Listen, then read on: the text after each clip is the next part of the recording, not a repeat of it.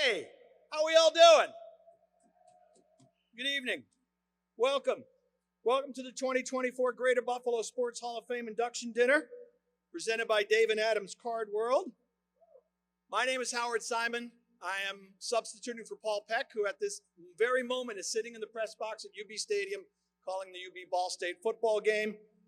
So you're stuck with me. When they knew Paul wasn't going to be here, the board actually posted a job listing for the MC position for tonight. So I looked at the qualifications. It said you got to be old, you got to be bald, you have to be beaten down for years of talking about Buffalo sports teams for a living. Obviously, I didn't have any of those qualifications, but I got the job anyway. Now, I did ask about ground rules. So for those of you who didn't know, I was a talk show host at WGR. We have something called 7-second delay. So curses don't get through. There might be a moment or two where maybe the Bills have suffered a heartbreaking loss. I know that never happens. Or the Sabres might make you angry. And sometimes we might have a curse or two slip through. There's a little button someone pushes. So the curse doesn't actually go out on the radio. You actually don't hear it, even though we've just dropped multiple F-bombs. I've been told we're live here tonight, so there's no 7-second delay.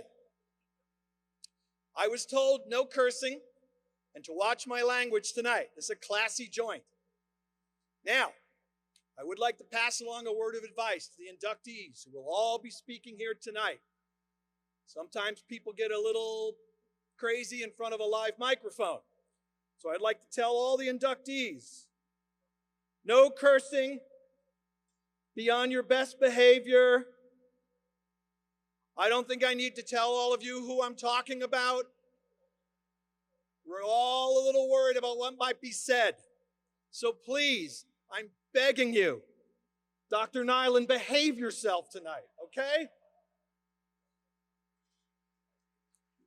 All right, so you might have thought I was talking about Rob, right? So, Mr. Gronkowski, I checked with the staff. Everything's bolted down, okay? No spiking. When he speaks, I'm going to leave the room because he might spike me. Now, if you remember a guy by the name of Gallagher, for the older people in the crowd who used to smash watermelons with sledgehammers, I'm just saying, in the front row, when he's up here, you might want to move back a little bit. Now, we are going to start tonight's ceremony for the Greater Buffalo Sports Hall of Fame induction by bringing in the trophy. And that will get us ready to begin. Ladies and gentlemen, the Greater Buffalo Sports Hall of Fame trophy.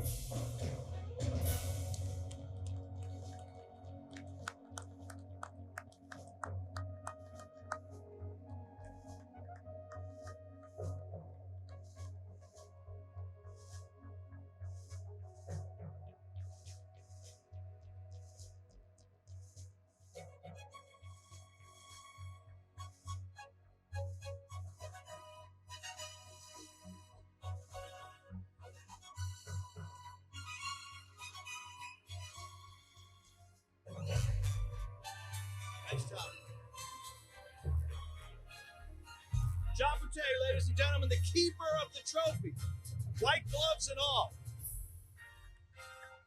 I feel like Brooks Orpik is having flashbacks with the Stanley Cup coming out on the ice.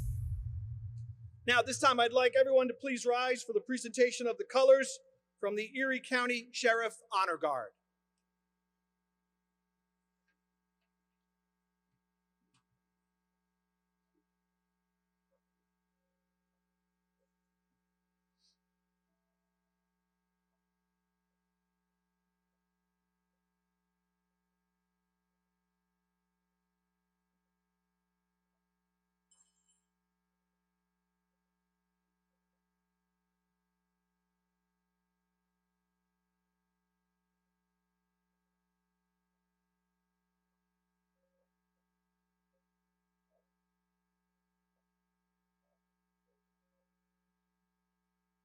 In honor of those who serve to protect our freedom, please remain standing as board member Mo Badger sings our national anthem.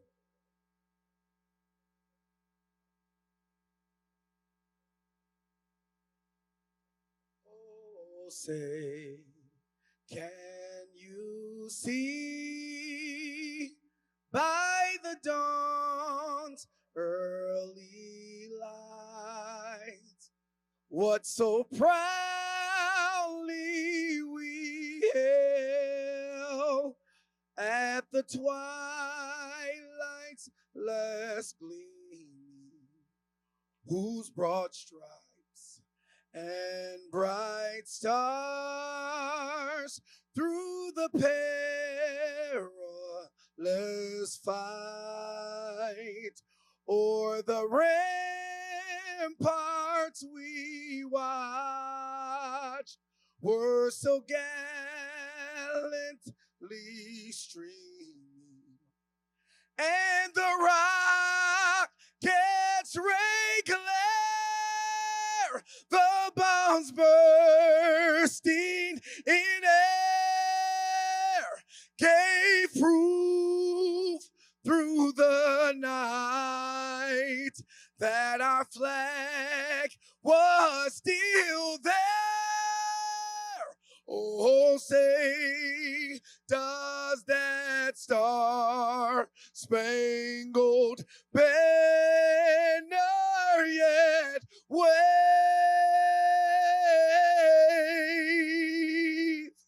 o'er the land of the free and the home of the brave?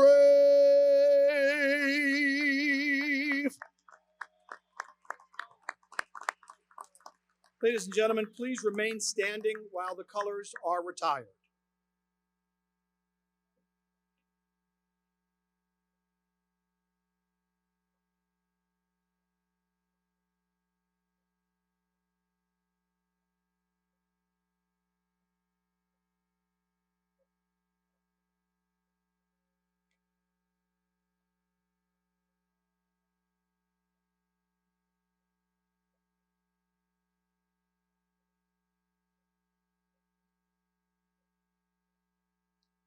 Thank you. At this time, Father Michael Lamarca, pastor of the Roman Catholic community of the Tonawondas and Catholic chaplain to the Buffalo Bills, will deliver tonight's invocation.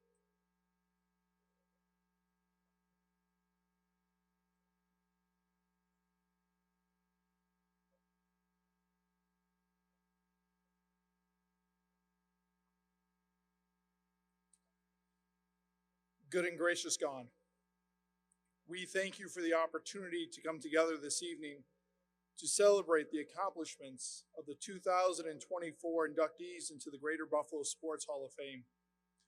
We are grateful for the gift of sport and what it can do in bringing together individuals as teammates and strangers as fans throughout the communities of Western New York, providing unity, celebration, and lifelong memories.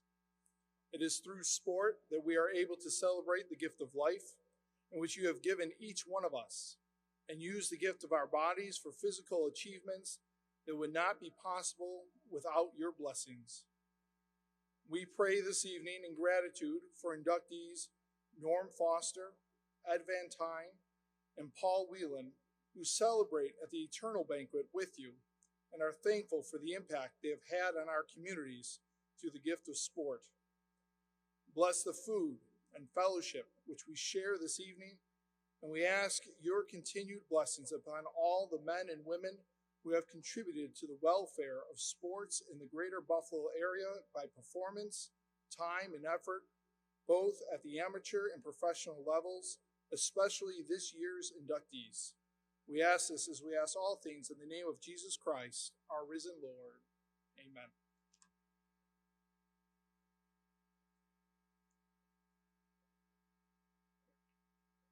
You can all be seated.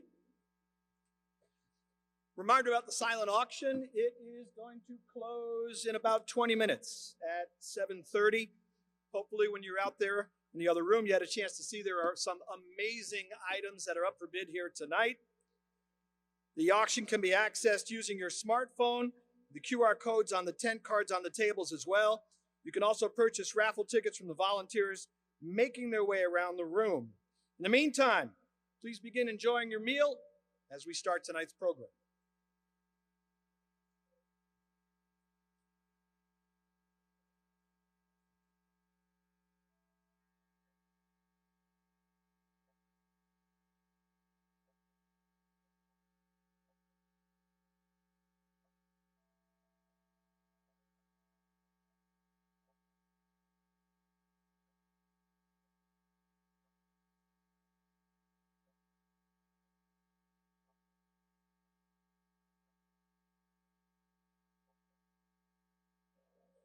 While everybody is beginning your meal,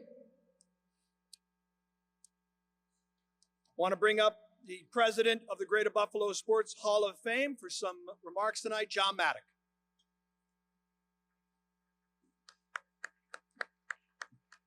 Wow, what a crowd we have here tonight. Howard, I had no idea when we invited you to be the MC that you were this popular. We'll have you back again sometime. Thank you. So on behalf of the 49 active and honorary members of our board of directors, it is a privilege to welcome our inductees, their families and friends, and the remaining audience to our 34th annual dinner and auction. Congratulations to everyone, as we have around 180 more people here tonight than we did a year ago. So congratulations and thank you. I've been a member of the board for many years, and each time we induct a class, we marvel at the incredible talent that sits at the head table. This year is no exception, as we have world-class athletes joining our many local heroes. Before we get our evening underway, I would like to recognize a few folks who are in the audience. First, to the staff of the Buffalo Convention Center, thanks for servicing over 850 guests so efficiently.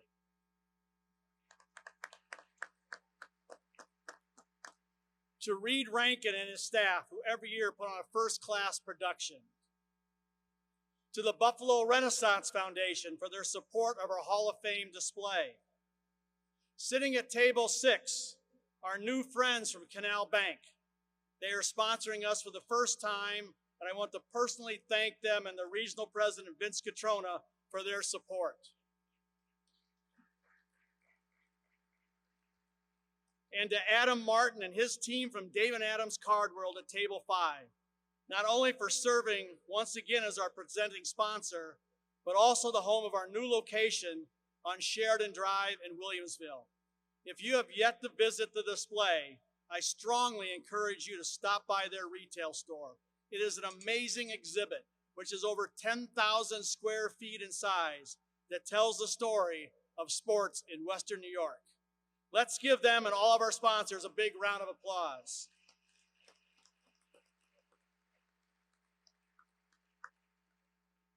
Our board is an active one, with everybody contributing.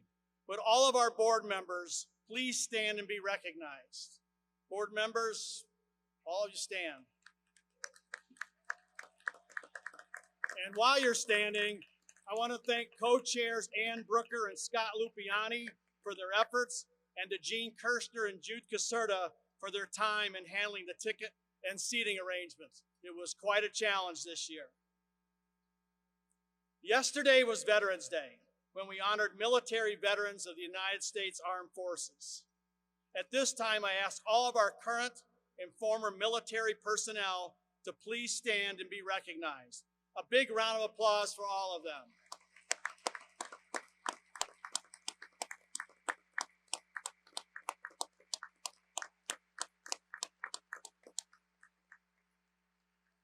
Our primary focus this evening is on the men, women, and team being recognized. However, we also value our Amateur Sports Development Fund.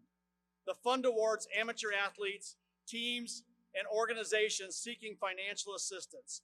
Almost $250,000 has been raised since 1991.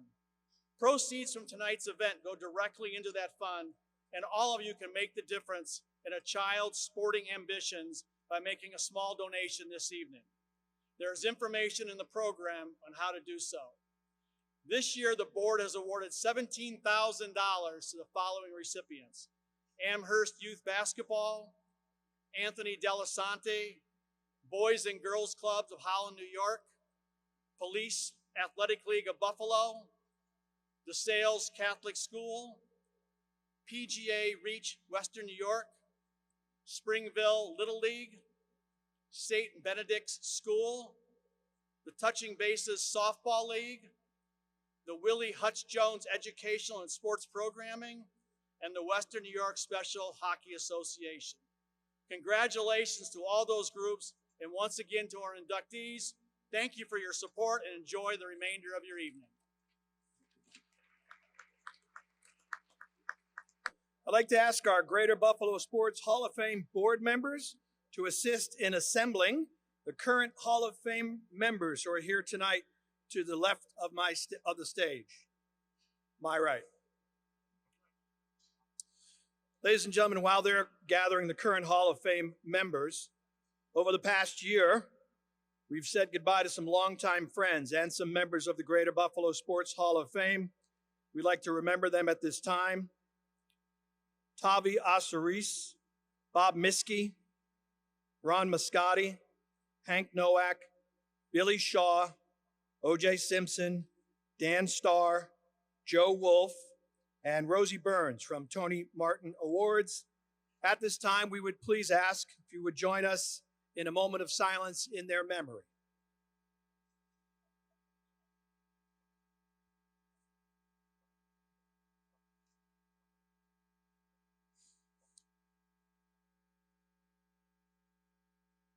Thank you. Ladies and gentlemen, there's a magnificent award the Hall created a few years ago called the Dick Gallagher Memorial Award. It was created to honor the legacy of one of the most amazing individuals to ever be a part of our Western New York community. And if you ever met Dick, you know that is absolutely 100% true. Here to present the Dick Gallagher Memorial Award is board member and president of the NFADA, Paul Stasiak. Now, anybody who knew Dick Gallagher would tell you he was humbled by the recognition and very appreciative that others with the same values and commitment to Western New York sports would be honored annually in his memory. Dick was a simple man who always believed in what good he could bring to others. And of course, that was very important when it came to the youth of Western New York. On behalf of the Greater Buffalo Sports Hall of Fame, the Dick Gallagher Legacy Award Committee, and the Gallagher family, we're pleased to recognize this year's honoree, John Roth.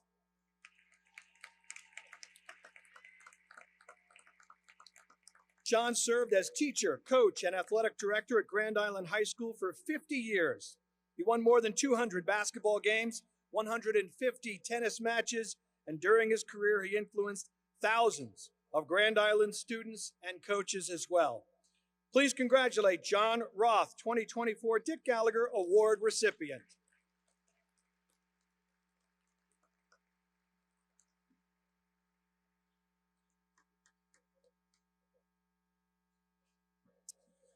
Ladies and gentlemen, as I mentioned, and they're gathered here, there are a number of Hall of Fame inductees here tonight. We would like to take a few moments to recognize them. To introduce them, here is board member and the voice of Salem Field, Mr. Tom Burns. Tom? Thanks very much, Howard Simon. We are here. How about a round of applause for all of our inductees are with us now. Before I introduce them one by one, we send out an invitation to the inductees, the former inductees, and I got an RSVP back from someone who could not make it tonight. But I do want to read the note that he sent. He says, I sure do wish that I could come sprinting back to Buffalo in order to join you all for that gala affair. But my current 99-year-old physical condition unfortunately makes it a bit too difficult for me to be racking up those miles. Please do extend my congratulations to these well-deserved inductees. Best wishes to them and those wonderful Buffalo Bills sports fans who will be in attendance. Marv Levy. How about a round of applause for the coach sending us his email at 99 years old. Let's meet some of the former inductees from the Greater Buffalo Sports Hall of Fame. First up, please welcome Adam Page, Paralympian sled hockey.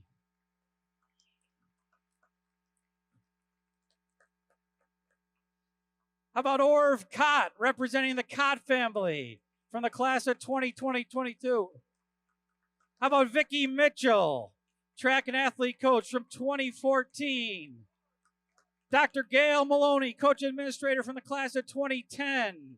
Pete Tonseline, a great coach for field hockey, softball, and hockey, and lacrosse. How about Stacy Schroeder-Watt, track and field, class of 2017. How about Willie Hutch Jones, great community ambassador. Mr. Jerry Meehan, former player, general manager of the Buffalo Sabres. Dan Bazzani, basketball coach from the class of 2009. Ralph Galani, administrator from ECC. the trainer to the stars, Bud Carpenter, ladies and gentlemen. Fred Smirlis, who once signed a book to me and said, thanks, Bernice. Willie Huckno, Jamestown football coach, class of 2005. Len Jankowicz, football coach from 2019. Mike Kaiser, golf coach from 2017. How about Uncle Milty from the Buffalo News, Milt Northup? Jim Nowicki, a great runner, run administrator. Benji Blumen, the only time we ever cheer for a referee. Benji Blumen. Kara Raybaum, basketball player, coach, administrator. Yvette Angel, another basketball star. How about DJ Jones, basketball star and a member of the Greater Buffalo Sports Hall of Fame Board of Directors. David Rinn, a great archer. And Coach Dick Beer from the Buff State Bengals. Ladies and gentlemen, our former inductees of the Greater Buffalo Sports Hall of Fame.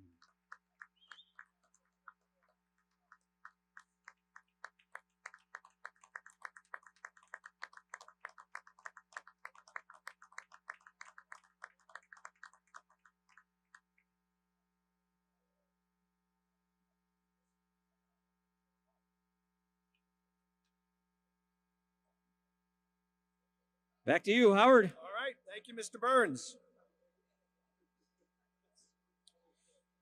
Continue enjoying your meal, folks. If you still have some food left on the table, we'll start the program in just a few moments.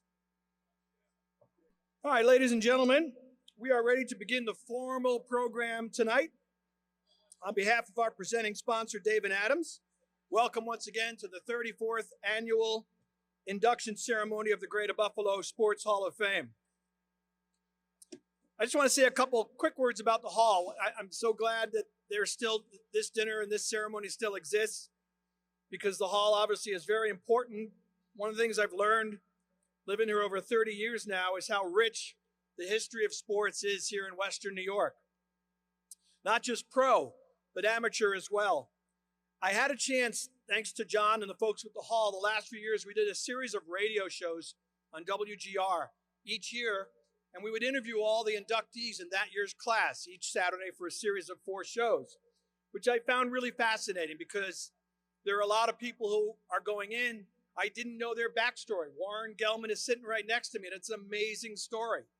So I think it's a great opportunity. What the hall does, it honors people who didn't necessarily get all the notoriety from the radio, the television, the newspapers, but deserve applause and notoriety and honor for everything they've accomplished in their career. So I wanted to thank the hall for continuing this incredible tradition, because people are getting what they deserve by getting this recognition every year when they're inducted.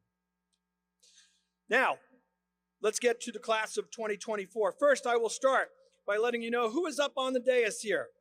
To my left, Brooks Orpik, Rick Lancelotti, Cecily Owens, go Buff State, Walt Stefani, President of the Greater Buffalo Sports Hall of Fame, Mr. John Maddock, Mr. Warren Gelman. I don't know if it's a record. I should probably check. Warren's got 19 tables of people here tonight.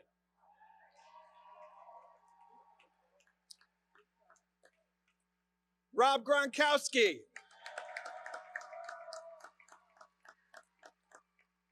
One of the best sports writers Buffalo has ever had, Vic Carucci. And I'm not really worried about her language, Dr. Bridget Nyland.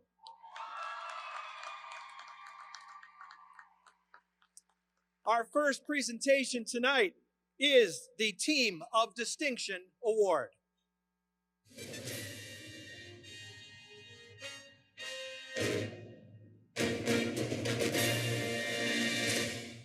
If the Bills' 4 straight Super Bowl appearances in the 1990s were the ultimate high water mark in Western New York professional sports, and St. Bonaventure men's basketball from 1967 to 1970 represented the zenith of Western New York's college athletics. The 67-68 St. Bona squad finished the regular season with a perfect 22-0 record and a number 3 national ranking. Led by head coach Larry Weese, the team was a juggernaut, averaging 86 points per game before the advent of the three-point line. On the floor, the team was led by senior captain Bill Butler, who averaged more than 20 points over his 3 varsity seasons at Bona and was later drafted by the Boston Celtics. That season also introduced the college basketball world to Buffalo's own future Hall of Famer Bob Lanier, along with Billy Cowbaugh. That unlikely center guard duo would lead the program to even greater heights 2 years later. During that sophomore year, Lanier averaged 26 points and 15 rebounds a game. All the pieces came together for St. Bonaventure during the 69-70 season. The team suffered just one regular season loss and stormed through the first 3 rounds of the NCAA tournament with convincing victories over Davidson, North Carolina State, and Villanova. In the eyes of many fans and the basketball elite, only a season-ending knee injury to Lanier during the Villanova win in the Eastern Regional Final prevented the Brown and White from capturing a Cinderella national championship. Windows of opportunity closed just as quickly as they opened, yet that era of St. Bonaventure basketball captured the hearts of an entire region and left an enduring impression on college basketball fans nationwide. Tonight, we honor St. Bonaventure men's basketball as the 2024 Team of Distinction. Sean McCrossan and John Boutte are here to honor the team representing the St. Bonaventure basketball teams from 1967 to 1970. Jim Satlin, Gene Fahey, Mike Cull, Greg Bubba Gary, managers Art Roberts and Jim Halloran, and the coach of those great teams, Mr. Larry Weese. Accepting the award on behalf of St. Bonaventure basketball are athletic director Bob Beretta and assistant athletic director Steve Mest. Ladies and gentlemen, the team of distinction from St. Bonaventure.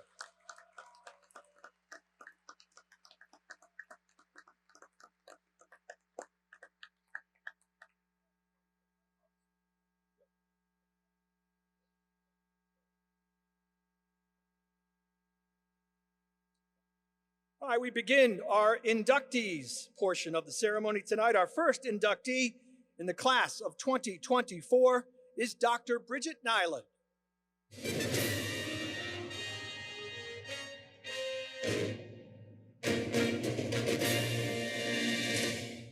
When Bridget Nyland stepped on the track at Williamsville South High School, it began an athletic career that spans decades. Nyland went on to compete for the University at Buffalo, where she played an early role in the Bulls' run to Division I.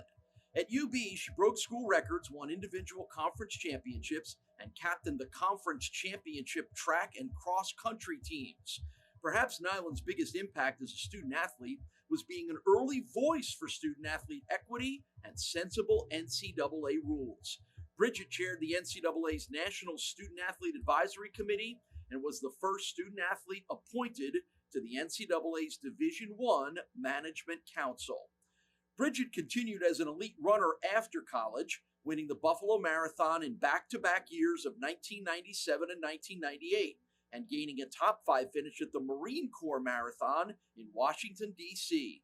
She is a 3-time winner of Buffalo's Chase Corporate Challenge and was the Buffalo News Runner of the Year in 1999, earning the same honor from the D.C. Roadrunners in 2001. After attorney positions with the U.S. Justice Department, Bridget joined the NCAA's national office staff, ascending to various management roles within the academic and legislative affairs unit. Returning to Buffalo, she became a tenured sports management professor and published author at Damon College, eventually leading its transition to the school's NCAA Division II membership. As Damon's director of athletics, Nyland created its nationally recognized Center for Allied Unified Sports and Exercise, or CAUSE. She also chaired the Buffalo Sports Commission, attracting several conference and NCAA championship events to Western New York.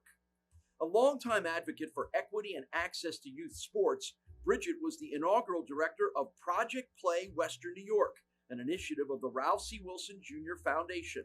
Currently, she is the Dean of Niagara University's College of Hospitality, Sport, and Tourism Management. A member of the UB Athletics and Western New York Running Halls of Fame and the Williamsville Central Schools Wall of Fame, Dr. Bridget Nyland is forever enshrined in the Greater Buffalo Sports Hall of Fame.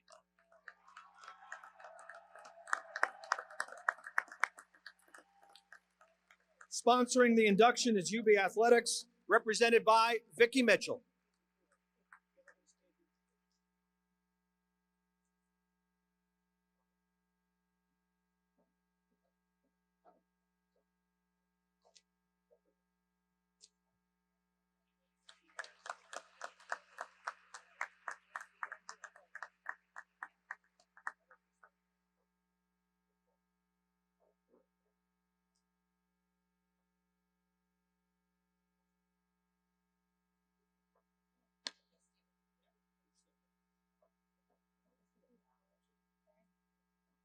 All right, so I am the first leg of this 8-person relay, and typically I'm not the lead off, I'm somewhere in the middle, but I'm going to do my best to keep us rolling, and here we go. Thank you for this recognition tonight, and to all of you in this room, including so many friends and family and teammates and coaches, and my past and present colleagues. The gift of someone's time and attention in our busy 21st century world is truly a priceless gift, and I am grateful for it this evening from each and every one of you, so thank you. My deepest congratulations to each inductee and your families.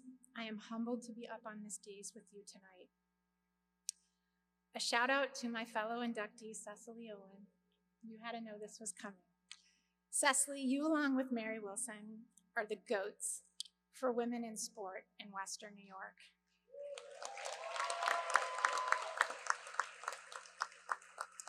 A special thank you to my host, Ron Berdovich. I've been lucky enough to know Ron since I was a young staffer at the NCAA, and Ron was building the powerhouse basketball programs of the early 2000s at the Colonial Athletic Association.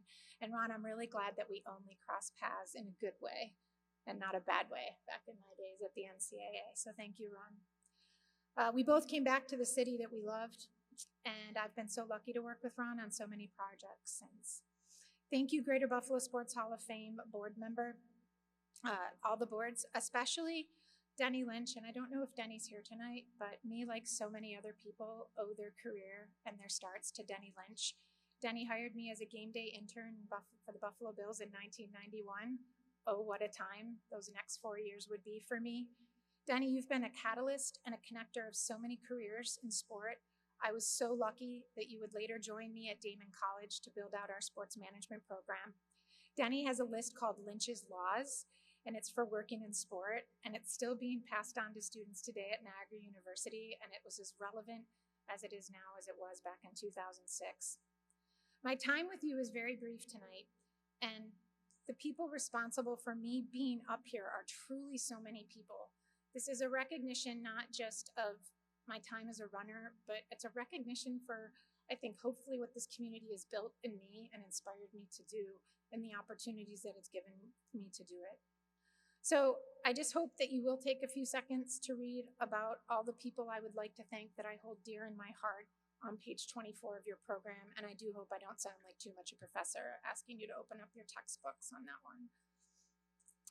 But before I do conclude with some thoughts, there are 2 recognitions that I really need to make before I leave here. I do not want to be the Ray Romano of this event. The first one is my dear husband, Brian Gwitt, over there in table 1. I met Brian in 1995 as a first-year law student at UB. He has supported me. We became the best of friends for those 3 years, and he supported me while I was doing my NCA work. He was brave enough to tape record lectures when I would miss because I was in Indianapolis. And to have someone that supports you in every phase of your life and never tries to limit your dreams and just sits with you and says, go dream. and I'll be with you everywhere, every step of the way. All the work that I've done since 1998 is because of Brian. So thank you, Brian. In addition to getting used to so many of my friends who were cross-country and track people, and all my track and cross-country teammates, thank you for being here tonight. Brian also allowed us to dream big, and we have 4 beautiful children, and they truly are my world. And so Seb, Gretchen, Isaac, Sam, and Ellen, thank you. So I have 50 minutes left and so much more to say. That whole line, I love you guys. Thank you for being here tonight. My teammates, my colleagues, you guys, I wish I could give you all a shout out by name. But the really big thing I want to say to you tonight is, I am blessed. I am blessed. My second recognition is the greater being of God and everything he's given me in this life.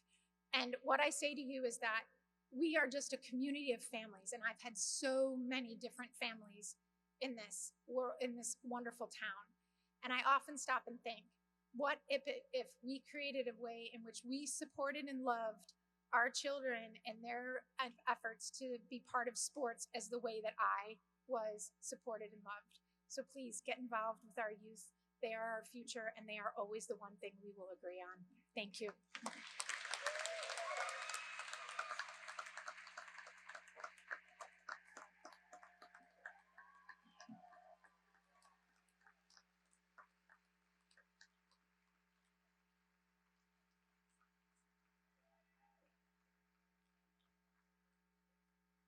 Congratulations again, Dr. Nyland.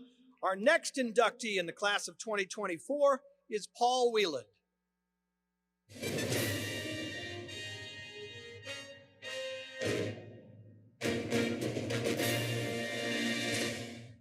Paul Wieland was the winner of 27 regional and national reporting awards, the author of 4 books, and a university professor. But for more than a quarter of a century, he led the Buffalo Sabres communication efforts, first as their inaugural public relations director, and later as the director of communications. Wieland brought live broadcasting to the Sabres organization, first over the radio airwaves and later on television.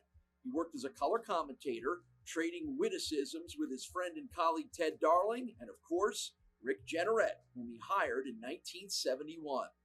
Wieland penned a wry column called At Sabre Point and brought his characteristically zany sense of humor to all aspects of the Sabres organization. Under his pioneering leadership, the team introduced game broadcasts on local cable in the 1970s. He also developed the first post-game show, The Fourth Period, which aired from the Odd Club.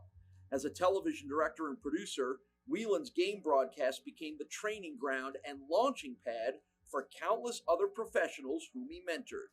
Wieland also managed the production of the printed game program and contributed At Sabre Point and Mel Moonlight columns to the publication. For all of his groundbreaking work in communications, Wieland was best known to his colleagues in the industry as a prankster.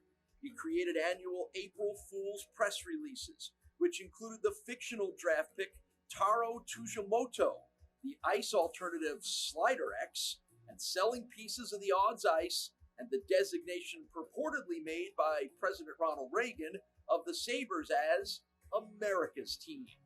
Sabres fans still enjoy Wieland's influence on the Sabres experience. He was responsible for the playing of the Canadian national anthem at home games, the creation of the Sabres Hall of Fame in 1980, and the introduction of fan favorite Sabretooth in 1987. Wieland passed away on February 16, 2023 at the age of 84. Tonight, Paul Wieland is forever enshrined in the Greater Buffalo Sports Hall of Fame. I think I fell for a couple of Paul's jokes. I think there was one about sailing the ships from the waterfront up to Toronto to blow up Maple Leaf Gardens one year, and I bought it. Sponsoring the induction are the Buffalo Sabres. They are represented by Joe Pinter. Accepting the award are Caitlin Bauer and Anne-Marie Jason. Ladies and gentlemen, congratulations.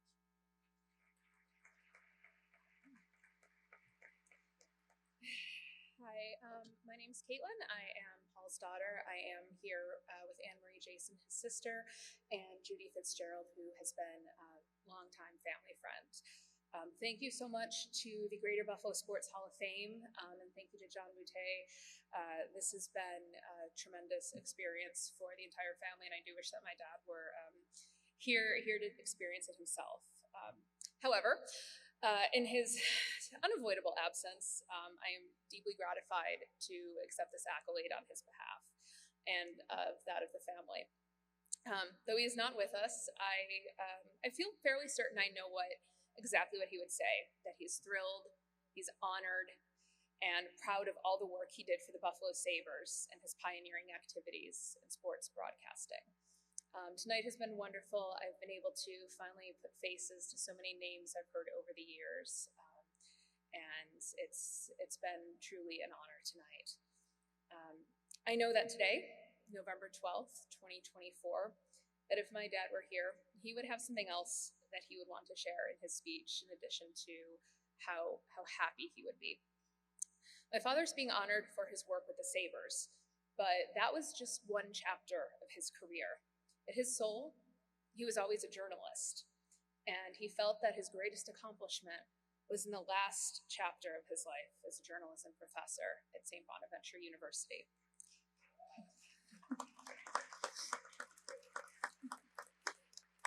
He was so proud to educate the journalists of the future and worked tremendously hard to instill the importance of the profession to his students, to inspire them, to remind them that they were going into an honorable position and to do honorable things and to always commit to sharing the truth, even when people don't want to hear it.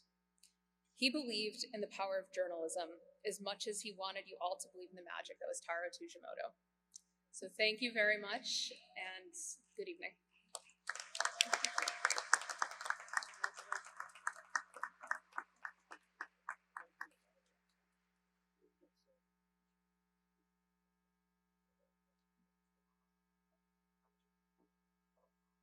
Congratulations again to the Whelan family. Our next inductee in the class of 2024 is Rick Lancelotti.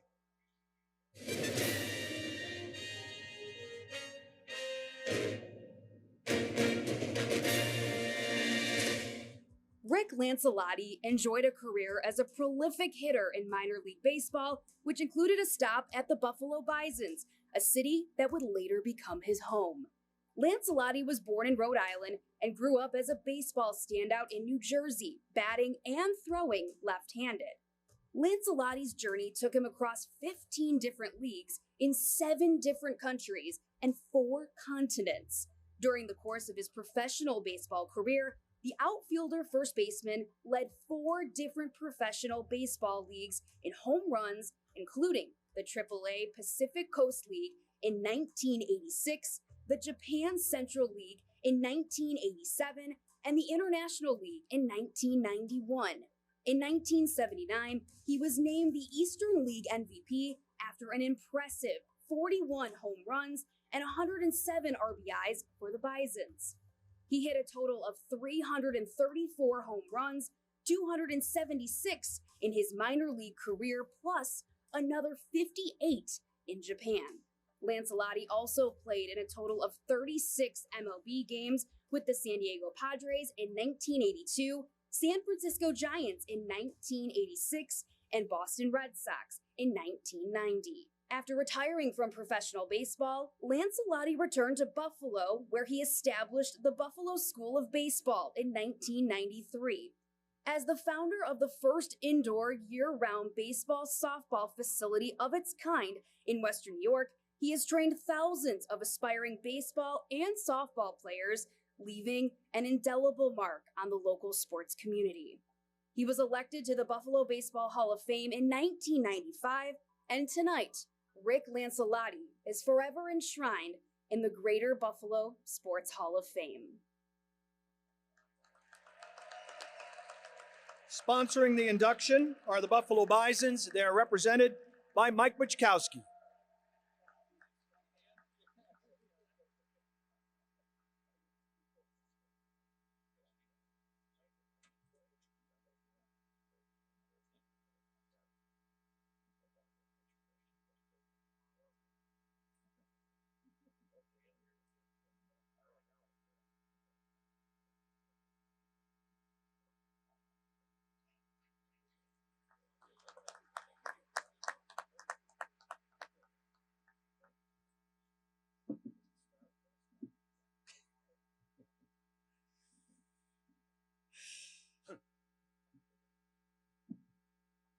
Thank you so much. I only wish my mom and dad were here tonight, because I could use their help. I would like to thank the board of directors and the Buffalo Bisons for this incredible honor, and congratulate my fellow inductees into the Greater Buffalo Sports Hall of Fame. I wish I could tell you in these 5 minutes how much this ring means to me. It's a symbol of everything I've gone through in my love for baseball. With all that, I still don't feel like I deserve it. But there is someone here who does deserve it way more than I do, and that would be my wife over there, Debbie. Stand up, Deb. Come on. Wave to the crowd, okay? Now, right? You might think that I have to say that, okay? But that girl right there sacrificed a lot. She followed me through 17 years of pro ball, 8 countries, 4 continents, and countless cities. That's a lot. Wait a minute, she wrote something. Oh, and never complained once. Okay. Right. There are so many friends here tonight that their names I just have to acknowledge. There are a few, so I got to kind of roll it out here a little bit. I got a few names here that, okay, here we go. There. Is it all out yet? No. Okay, good. Now, okay, their names, my card playing buddies. Okay? You guys. That's them. Cheaters, every one of them. Okay? My baseball pals, they're here tonight. Okay? All my coaches that have helped me along the way, and everybody up here has got somebody that helps them along the way. And when I look back on the directions that could have gone haywire, somehow straightened me out. To Steve Ulmer, my handler, got me a limo. Got my whole family a limo, but he also made me wear this tux, so I'm not too crazy about that. Okay? Special thanks to my big brother, who I always looked up to along the way. My family, my wife Debbie, my son Joe, daughter Katie. Calling you guys my own is a gift and a blessing. Like all stories, there's a beginning, and mine happened in June of 1977, the day I got drafted by the Pittsburgh Pirates. 3 days later, I'm on a plane to Shelby, North Carolina to play the Cincinnati Reds. So I walked in the clubhouse a couple of hours early and started trading stories with a few of the players. After about 15 minutes or so, I thought, I should check in with the manager. So on my way down the hall, I turned back to them and said, by the way, who are we playing? And they said, the Pirates. And I said, who? And they said, the Pirates, why? And it was right then and there that I realized I was in the wrong clubhouse. Yes, moving along from that little ordeal. Okay, that was a fun first day, let me tell you. I eventually made my way up to the Bisons in 1979. A great time we had. But I had a terrible April that year and almost was sent home. I had a long talk with our manager, Steve Demeter, and I don't know how he did it, but he calmed me down. He reassured me everything was going to be right. And from that day on, I was off to the best season of my entire career. So wherever you are, Steve, God bless you. As the seasons piled up, I was fortunate enough to get call-ups with the Padres, the Giants, and the Red Sox. I had some memorable moments in the big leagues. One of the most memorable was my time with a guy named Nolan Ryan. As brief as it was, all of 3 pitches. and go sit down. Okay? Oh, yes, those were the days. Upon returning, in 92, we came back to Buffalo, bought a house, raised a family, and was proud to call Buffalo our home. In 93, my true calling came, and I opened up the Buffalo School of Baseball and softball for kids of all ages to hone their own skills. And I got to extend my love and my passion for playing to teaching, which for 31 years and still going, I get to do what I love to do every day. And one of the most rewarding things in teaching is when a former student comes to you later on and years later and reminisces about the fun they had and the things they learned. But I do remember one high school student in particular. He came in for one lesson and I never saw him again. So I thought, well, what did I do? Was it something I said, something I did? And then I found out he decided to pursue a career in football. So, Grunt, how'd that go for you? Pretty good, huh? Not bad. From the bottom of my heart, folks, thank you all so much.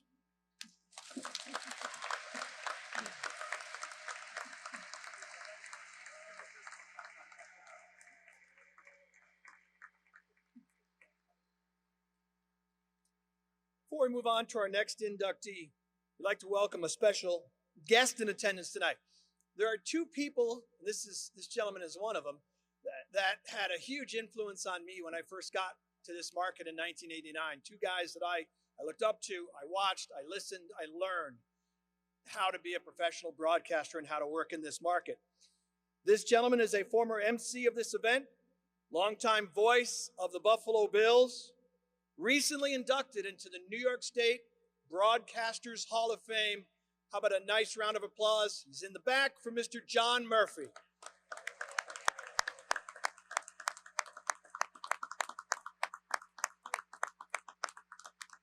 There's Murph in the back.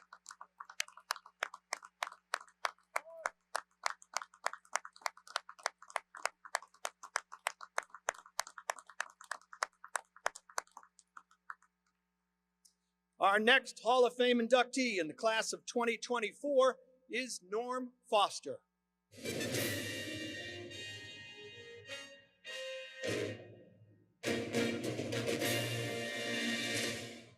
Norm Foster was born in the Allegheny County community of Ojai and excelled in football, basketball, and track during his years at Portville High School. Following his graduation in 1949, Foster attended Cortland State, participating in football, soccer, lacrosse, wrestling, and track.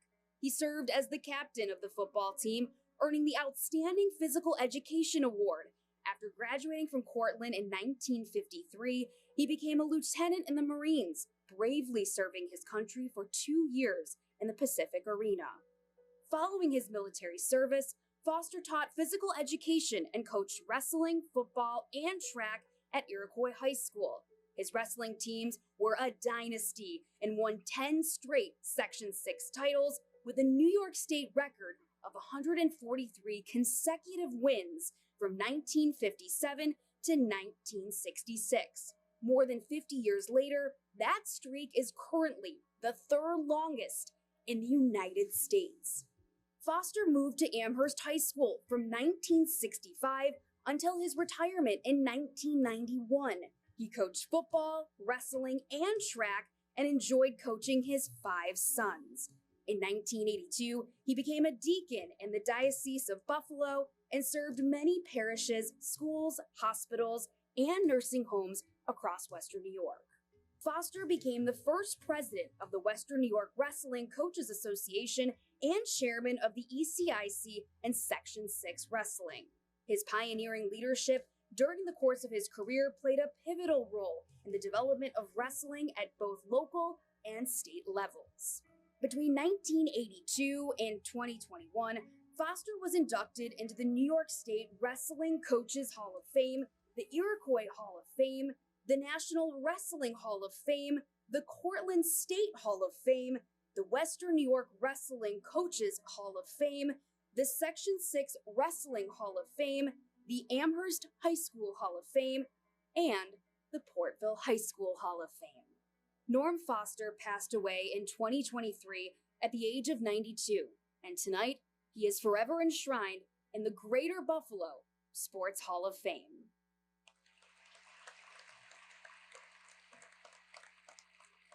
Sponsoring the induction is the Foster family, represented by Dr. Michael Foster. Accepting on behalf of Norm Foster is Patrick Foster.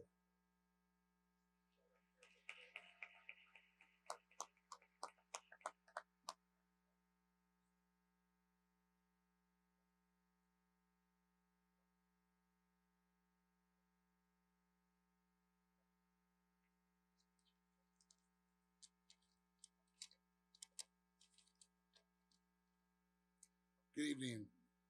I'm Patrick Foster, Norm Foster's youngest son. On behalf of the entire Foster family, thank you, John Maddock, Greg Merkel, board members and sponsors for this incredible honor for the late Norman Foster.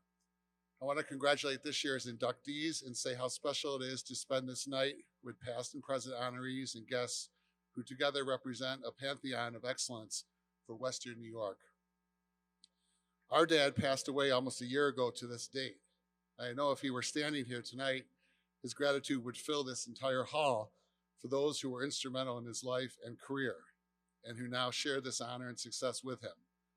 First, my mom, Nancy Foster, Norm's loving wife of over 70 years and life partner in all things coaching and community service. And then my brothers and sisters and Norm's 35 grandchildren. Norm Foster would like to thank all the student athletes, families, coaching colleagues, and the Iroquois and Amherst school communities for the opportunity to be a teacher, coach, and mentor who influenced the lives of so many. I'd like to make a shout out to, I know Fred Marcherson is here representing the great streak that Iroquois had from 1957 to 1966 and all those wrestlers. I know Richard Walsh is here from the 1975 undefeated Amherst High School football team.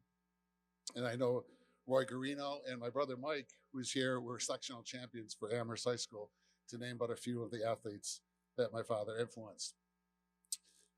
A final story I'd like to share is really revealing about my father and his capacity to connect with the communities that he served. In October 1984, at a Kairos prison retreat at the Wendy Correctional Facility,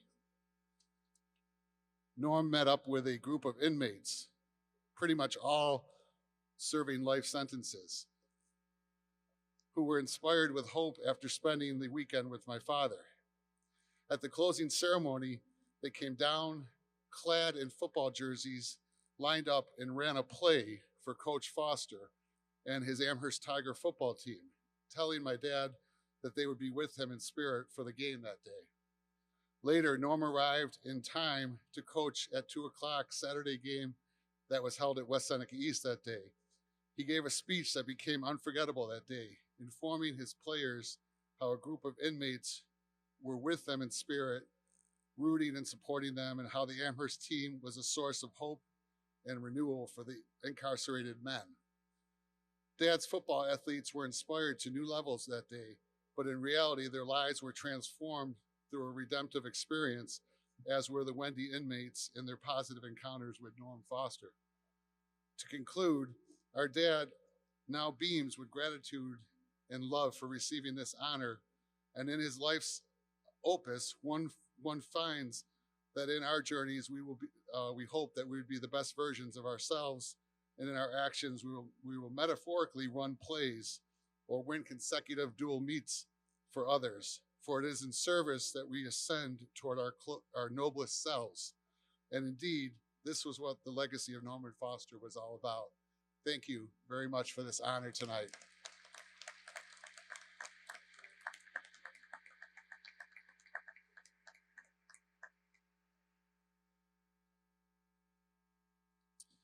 As a proud alum of Buffalo State, I'm very excited to introduce our next honoree, who I had a chance to watch play when I was at Buff State.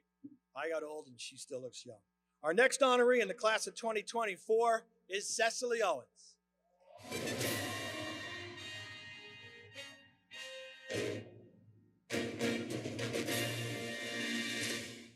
Cecily "Cess" Owens was a standout athlete at South Park High School in Buffalo, playing both basketball and volleyball. After graduating from South Park in 1980, Owens continued her education at Buffalo State College and was a star on the hardwood, playing for legendary coach Gail Maloney, a 2010 Greater Buffalo Sports Hall of Fame inductee. As a Lady Bengal, Owens set 19 records on the court, including most points in a single game. In her senior year, she scored in double figures in 25 out of 27 games and finished her career with 905 points in 77 games. Owens was named to the ECAC Division III Upstate New York All-Star and Kodak All-East basketball teams in 1984. Following her collegiate playing days at Buff State, Owens began a career in education with the Buffalo Public Schools, serving as a teacher, program coordinator, and assistant principal. Cecily was named the district's first assistant superintendent of physical education, health, and athletics in 2020. Cess recently retired from her position as the principal at West Hurdle Academy, School 94. With her keen understanding of the difference that athletics can make in the lives of area youth, in 2007, Owens founded the Girls Sports Foundation, Inc., to improve the quality of life for young people. The program, named Girls, stands for Goals, Integrity, Respect, Leadership, and Sports. And it is Cecily's vision and a dream to teach girls growing up in her community the values that were so generously given to her. Her work with Girls Sports Foundation, which includes a mentoring program and summer camps and clinics, helped earn her a Toyota ESPNW Everyday Hero Award in 2018. In 1998, she became the first female African American to be inducted into the Buffalo State College Athletic Hall of Fame, and tonight, Cecily Owens is forever enshrined in the Greater Buffalo Sports Hall of Fame. Sponsoring the induction, Harder, Seacrest, and Emery, represented by Sheldon Smith, and Personius Melber, LLP, represented by Brian Melbourne.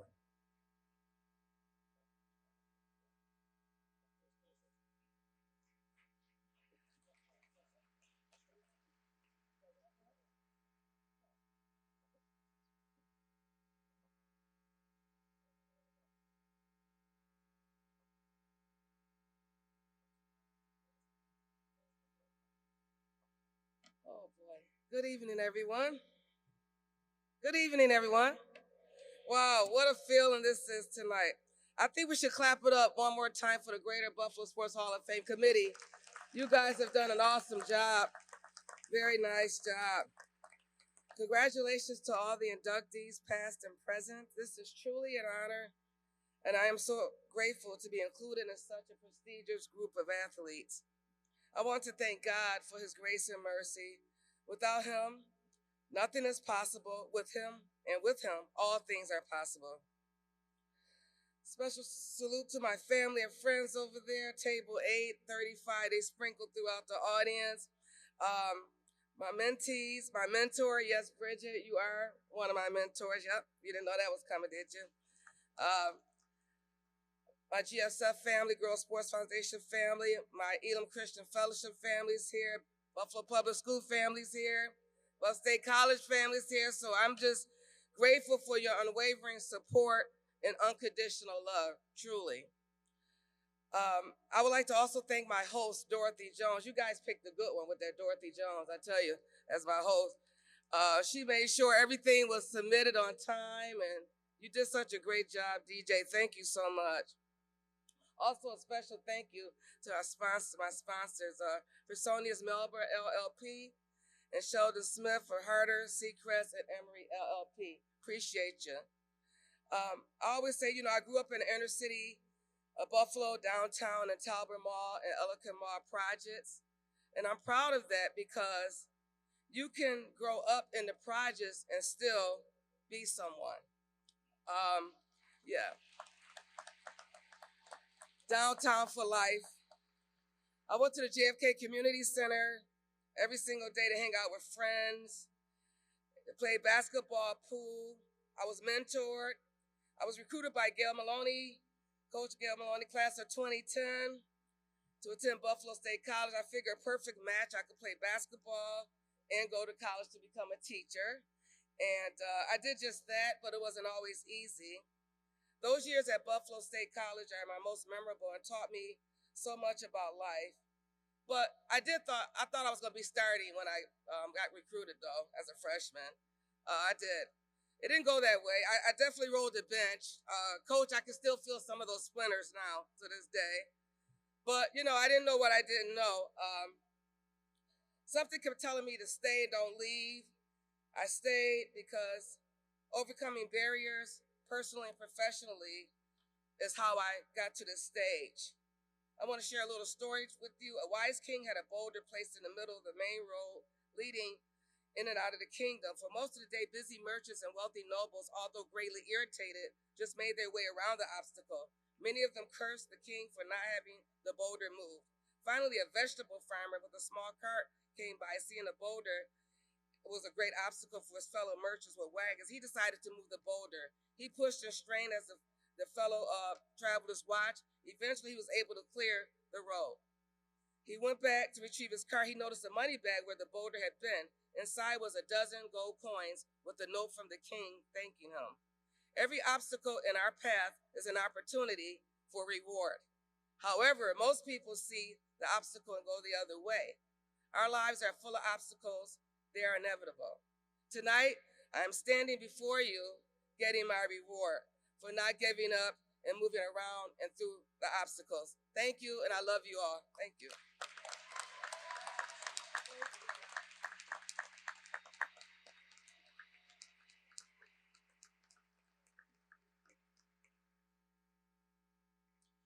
Our next inductee in the class of 2024 is Ed Van Tyne.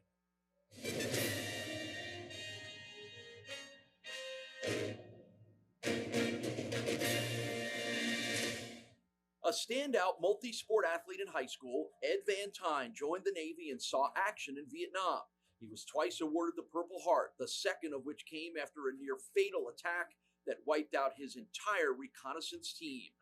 After earning his degree in recreation education from Cortland State College, he moved to Hamburg in 1975 and brought his love of lacrosse to Western New York. While working for Hamburg's recreation department, he assembled the town's first recreational lacrosse program. By 1976, his Hamburg 10 team was traveling across New York State, competing with Van Tyne's up-tempo style. That program led to Hamburg's first varsity program. The godfather of lacrosse in Western New York, Van Tyne also introduced the sport and served as a coach at Buffalo State College, Canisius College, and St. Francis High School. He founded the Western New York Lacrosse Foundation and started the Great Summer Shootout, the first local lacrosse tournament, which today is the EVT Memorial Lacrosse Tournament. He also ran youth lacrosse programs at summer camps at West Point and the U.S. Naval Academy. While his awards and accolades were many, his impact on thousands of lacrosse players throughout the region may have been his greatest accomplishment. Many of his former players, inspired by his mentorship, have taken up coaching roles themselves, perpetuating his legacy and contributing to the sport's continued growth in Western New York. Ed Van Tyne passed away on February 24, 2012, and was laid to rest with full military honors in Arlington National Cemetery. Tonight, Ed Van Tyne is forever enshrined in the Greater Buffalo Sports Hall of Fame.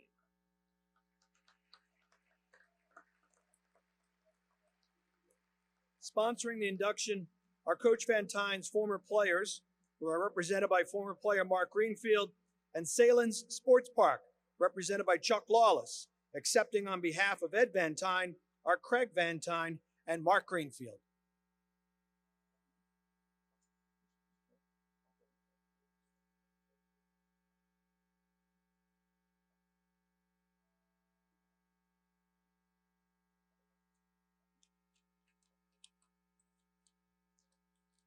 Good evening, everyone. My name is Mark Greenfield. I'm a longtime friend of the Bantines. The Bantines are with us tonight, and I'd like to introduce them real quick. I'm going to start with Ed's daughter, Kim, who is standing over on the side here. Kim, if you could stand up. And up here with me are Ed's wife, Sue, and his son, Craig. I want to thank the Bantines for giving me the opportunity to speak tonight on Ed's behalf. I thought long and hard about what Ed would want me to say tonight, and among Ed's many attributes, he was very humble, and he would want to make tonight about his players and not about himself. So with that in mind, I would like to recognize the 80-plus players we have with us tonight, many traveling long distances to be a part of this great ceremony.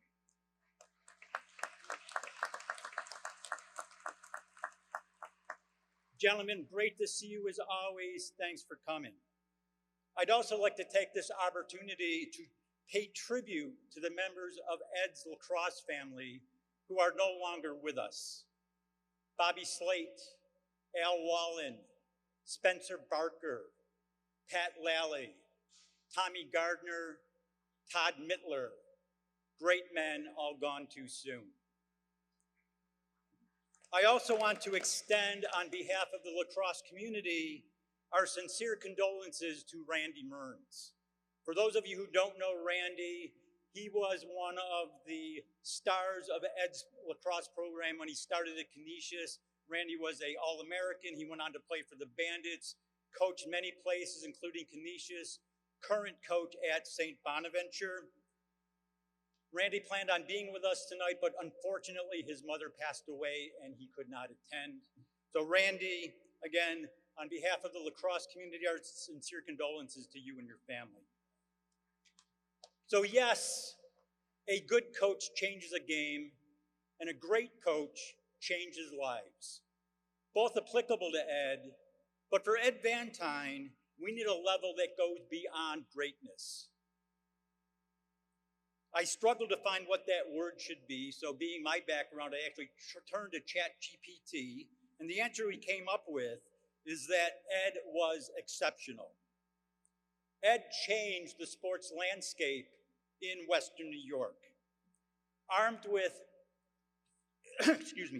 armed with will and determination, he changed the trajectory of the growth of lacrosse in West New York, which was virtually unknown here when he arrived in 1975. But from those humble beginnings, lacrosse is now flourishing at every level here in Buffalo and Western New York. So this past May, when the Bandits won the NLL championship, the good folks at 26 Shirts, as they always do, put out some commemorative memorabilia. This was the week that I learned that Ed was being inducted into the Hall of Fame. And when I saw what the good folks at 26 Shirts came up with, I had to stop and smile. The stars had aligned. Thanks to Ed Vantine, Buffalo is a lacrosse town. Thanks, Ed.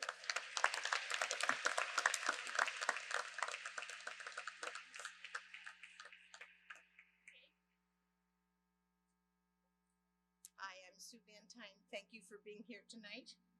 Thank you to the committee for giving my honor to my husband, and thank you from the Vantine family.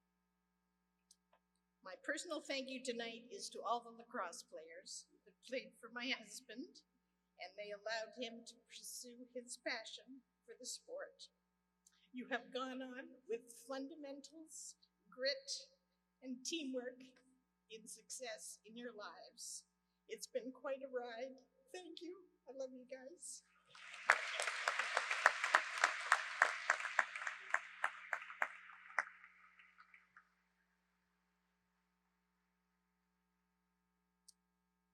Our next inductee in the class of 2024 is Brooks Orpik.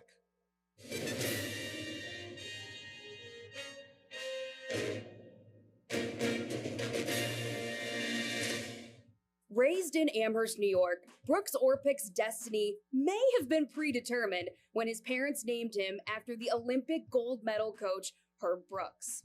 As a defenseman, Orpik played 3 seasons for the Boston College Eagles, which advanced to the Frozen Four in each of those seasons, 1999, 2000, and 2001. The Eagles captured the NCAA championship in his last season with the team. Orpik was selected in the first round of the 2000 NHL entry draft by Pittsburgh and made his NHL debut during the 2002-2003 season, and by the following year, he was a regular on the blue line for the Penguins. He played in parts of 11 seasons with Pittsburgh and was known as a leader for the Penguins, serving as the team's alternate captain behind Sidney Crosby. He helped the Penguins to a Stanley Cup championship in 2009. He continued his NHL career with Washington for 5 seasons. In 2018, he scored the game-winning goal in Game 2 of the 2018 Stanley Cup Final. And the Caps went on to win the Cup against the Vegas Golden Knights. He also represented the United States at the World Juniors in 2000 in Stockholm and helped Team USA grab a silver medal at the 2010 Olympic Games in Vancouver.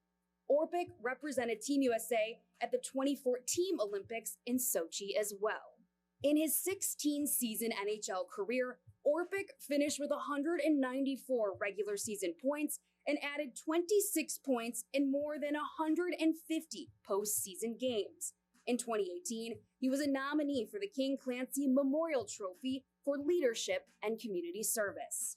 Following his retirement from the NHL, Orpik has served as an assistant coach for the Boston College Eagles and is a member of the player development department for the Washington Capitals, working with defensive prospects in the team's minor league system. Brooks Orpik, forever enshrined in the Greater Buffalo Sports Hall of Fame. Sponsoring the induction, the Pittsburgh Penguins Foundation. We have 2 very special presenters for the award. Although Brooks, I would keep an eye on it. They're already scheming to steal the ring. Brooks's daughters, Harlow and Brooklyn.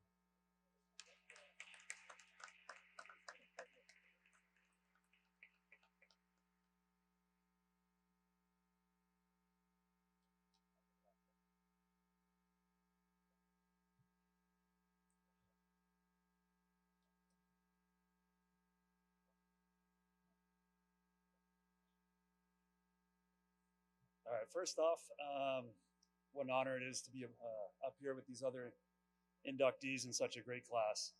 The last couple of days I've gone over and read the bios of everybody up here. A lot of impressive accomplishments athletically, but more importantly, the contributions everybody's made to their community and continue to. This phone call really caught me off guard as I've been retired from playing for about 5 years now. I moved on to a different phase of my life. I've never been one for individual awards or recognition, but this truly is quite an honor, especially in my hometown. A big thank you to the board of directors for even considering me among such a great class. It was extremely challenging trying to come up with a list of mentors and coaches that deserve acknowledgement, knowing how many people have an impact on my career. Inevitably, I would forget so many. I would like to send my sincere thanks to anyone that had a positive influence on me as a person and athlete growing up. My parents, my dad, Rick and Liz, and my immediate family are owed the most gratitude as they have sacrificed so much for me throughout my career. Also, thank you to many professional and amateur athletes from Buffalo that inspired me as a young hockey player and kid and gave me belief that I could make it. When my family relocated from San Francisco, I was just 6 or 7 years old. I don't think I even knew what hockey was then. All I knew at the time were the San Francisco Giants and the San Francisco 49ers. Those are the only 2 teams that mattered to me. However, it didn't take long for me to be introduced to hockey after the move, and I was extremely fortunate for the connections my dad had as he worked in the hockey industry. I quickly became a Sabres fan and was lucky enough to attend some games. Every game my dad and I attended, I always bugged him and made him purchase a game program for me. When I first started skating, I didn't have much of a liking for it. We took a couple months off. I'll never forget the one game night against the Montreal Canadiens. As much as I loved reading up on the players and checking the stats from both teams in these programs, I always checked first to see if my program was the lucky one that night with the Perry's ice cream stamp. Well, sure enough, that night, there it was, the Perry's stamp. Free ice cream for a year. Could you think of anything better as a kid? As much as I'd started to like hockey at that point and going to Sabres games from a young age, this may be the single moment that got me hooked. So, growing up in Amherst, we were very lucky to have access to a ton of ice rinks and ice time, which is one of the biggest economic hurdles in growing our sport. That, along with free equipment from my dad's job, were two huge bonuses to me as a young hockey player. I probably didn't realize how lucky I was at the time, but I certainly do now. I was just a young, naive kid, and I had access to Sabres morning skates and even had longtime Sabres equipment manager Rip Simonik sharpening my skates for me. When people ask where I grew up, some people ask if it's San Francisco or Buffalo, and I'm extremely proud to correct them and say, no, it's Buffalo. I was born and spent my first few years in California, but Buffalo is where I'm from. Without my family's move to Buffalo, I can't imagine where my life would have taken me.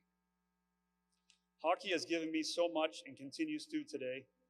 When I tell people about growing up in Buffalo, I tell people about a resilient blue-collar community filled with humility that goes out of their way to help their neighbors. I saw it daily growing up and continue to see so many great instances today. It's just the way Western New Yorkers are. These qualities were taught and ingrained in me at a young age and created a foundation for my playing career and how I try to live my life today. Hopefully those qualities were reflected in my career, and I did my best to always represent Buffalo the best I could, and hopefully made a few people proud along the way. Rick made me look a little bad by doing this first, but last but not least, thank you to my beautiful wife, Erin. Many know as a professional athlete, you spend a lot of time on the road, and there's a lot of time away from your family, but Erin sacrificed a ton, always put my career ahead of her interests, and I want to thank her for that. She won't stand up like Debbie did, but she's owed that appreciation, and also to my two daughters who are standing here behind me. They're always my biggest supporters and inspiration, and I know in their minds and Erin's minds, I never played a bad game in my career, and there certainly weren't many. So that's all I got. I think the timer's going off, so congrats again to everybody else. Thanks.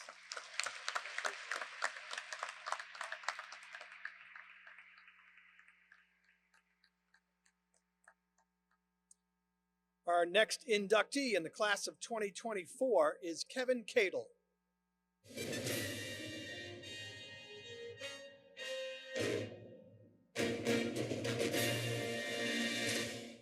Kevin Cadle was born and raised in Buffalo and would go on to become one of the most decorated basketball coaches of all time in England and Scotland.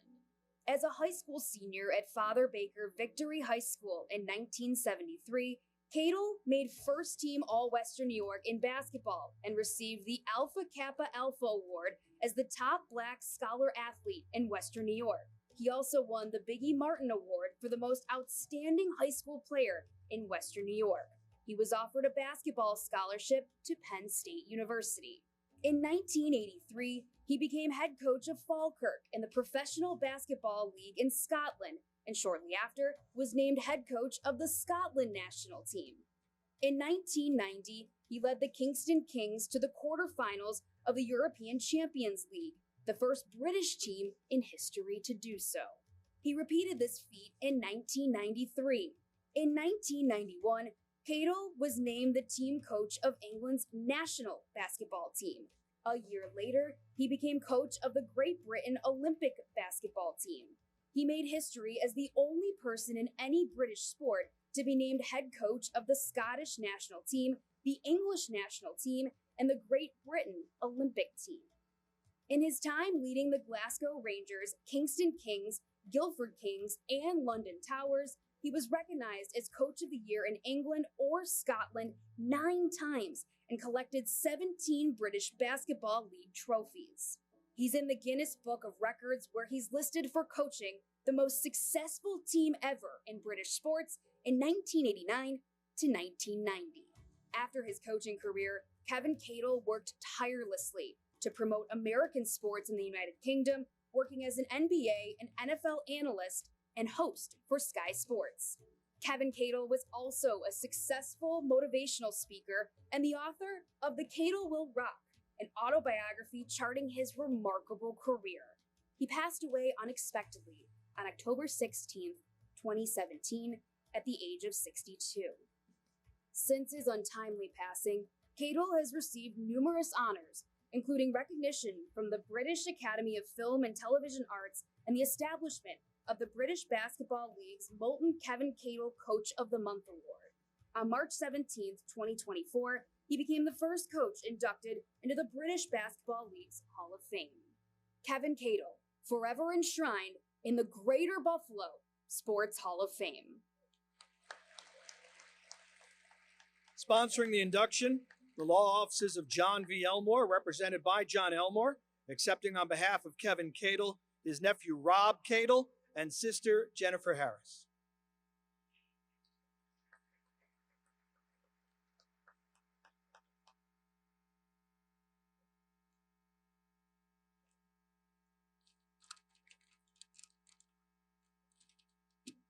Good evening, everyone. I am truly honored to be representing my late uncle Kevin Cadle on his induction into the Greater Buffalo Sports Hall of Fame. To the world, Kevin Cadle was an accomplished coach, broadcaster, and motivational speaker, but to me, he was always just Uncle Michael, as my family addressed him by his middle name. When I was young, I would brag to anyone who would listen to about my famous uncle who coaches basketball in London, but I never truly understood just how big of a deal he was, because to me, he was always just Uncle Michael. Seeing his legacy being celebrated in an atmosphere like this, surrounded by other amazing contributors to the world of sport, makes me realize just how big of a deal my uncle actually was. I felt this way once before as he was honored at Penn State shortly after his passing. At this event, I was given this challenge coin. On the front of it has a picture of Kevin, which has his date of birth and the date of his passing, and on the back of it, it has one of his favorite quotes: "You are still here." The statement holds a special meaning this evening, as some of our family members have passed away and could not be physically with us to accept this honor. Kevin's father, Clement, his brother, Eric, his brother-in-law and the husband of Kevin's sister, Jennifer, who's right here with me right now, Bobby Harris, and Kevin's nephew, Mario, are a few examples of family members who are still here in spirit, and I am here to represent all of them. They are still here. Kevin's wife, Lorraine, and mother, Loretta, are still with us, but unfortunately, they could not make the trip. They are still here. The statement also holds a different meaning for my father and Kevin's brother, Jeffrey Cadle, who was battling cancer in Arizona and could not physically make the trip as well. You are still here, Dad. Keep fighting.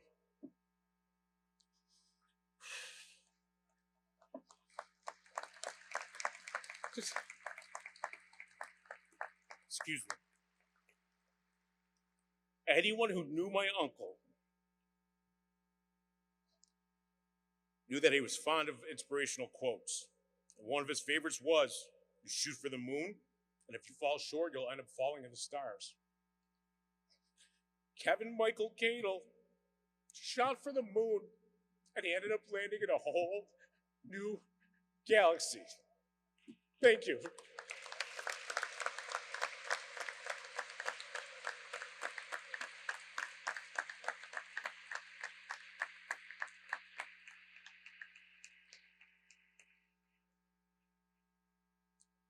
Our next inductee in the class of 2024 is Walt Stefani.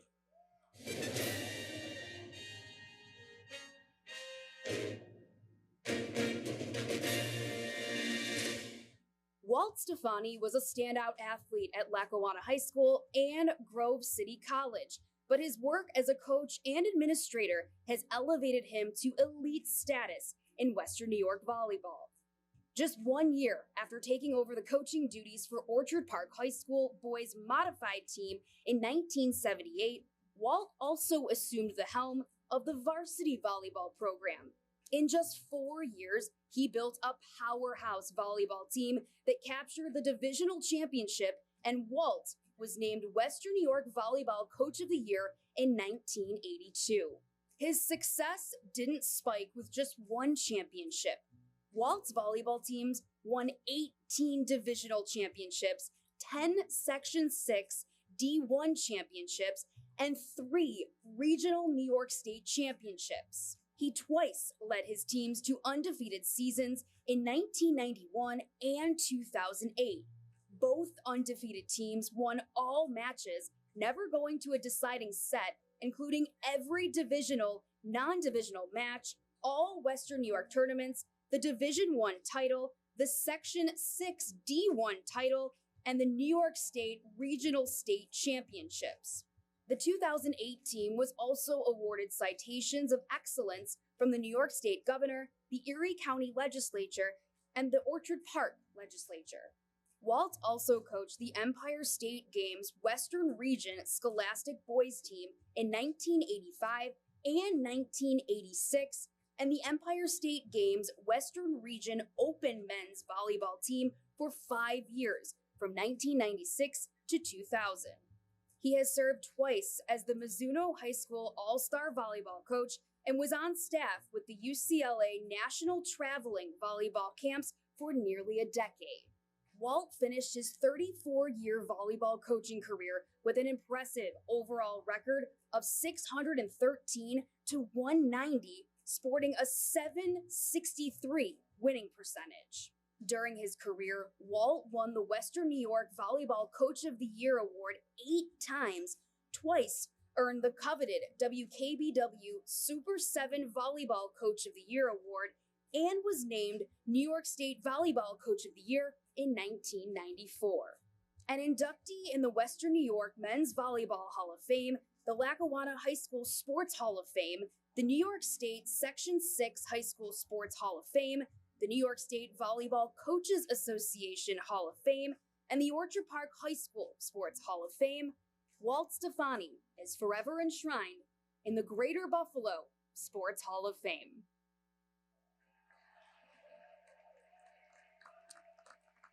Sponsoring the induction tonight is Ilio DePaulo's, represented by Dennis DePaulo.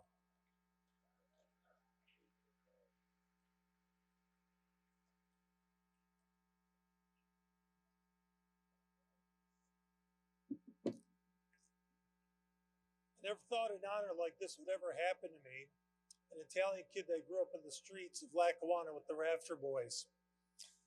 Thank you to the board for this great honor, especially to my late Beth and my late brother from another mother, Mark Zalkowski, and my host, Dennis DePaulo and Ralph Galani. This Hall of Fame voyage started roughly about 10 years ago, with many supporters keeping the faith that this might happen someday, despite my disbelief. Without them, I would not be here tonight. Please take time to read my thank yous in the program, and there were many of them. I was always surrounded by many great people in my life, from the great coach Leo Newton at Our Lady of Victory Elementary, who gave me my first basketball, my first set of cons, and said, "Champ, go shoot and become a star," to LHS Hall of Fame coach Joe Foley, who taught me the game of volleyball, and we made history together, to the great Buffalo Hall of Fame inductee Bill Billowis, my basketball coach, who taught me and my teammates how to play better than we actually were, to Buffalo Hall of Fame inductee, the athletic director of Lackawanna, Gordy Bacati, who taught me to never quit and to work and make my dreams a reality. And then finally, to a great Hall of Famer from also in the Greater Buffalo Hall of Fame, Cleveland Hill coach Charlie O'Brien, who taught me how to win and lose, if I must, with grace. I remember a particular coaching tidbit that came from my old coach, Billowis. Lackawanna was going to play in the sectional semifinals against Kensington.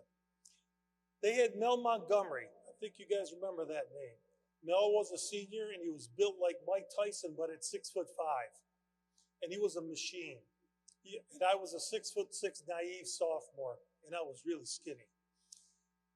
Coach Bill had scouted Mel. We knew his strengths. We knew when Mel was going to burp. And when Mel was going out for the tip, I went up to Coach Billis. I said, "Are there any last words?" And he said, "Yeah, don't piss him off."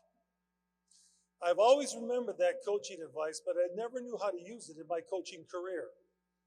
At Orchard Park, I was blessed with a myriad of great talent.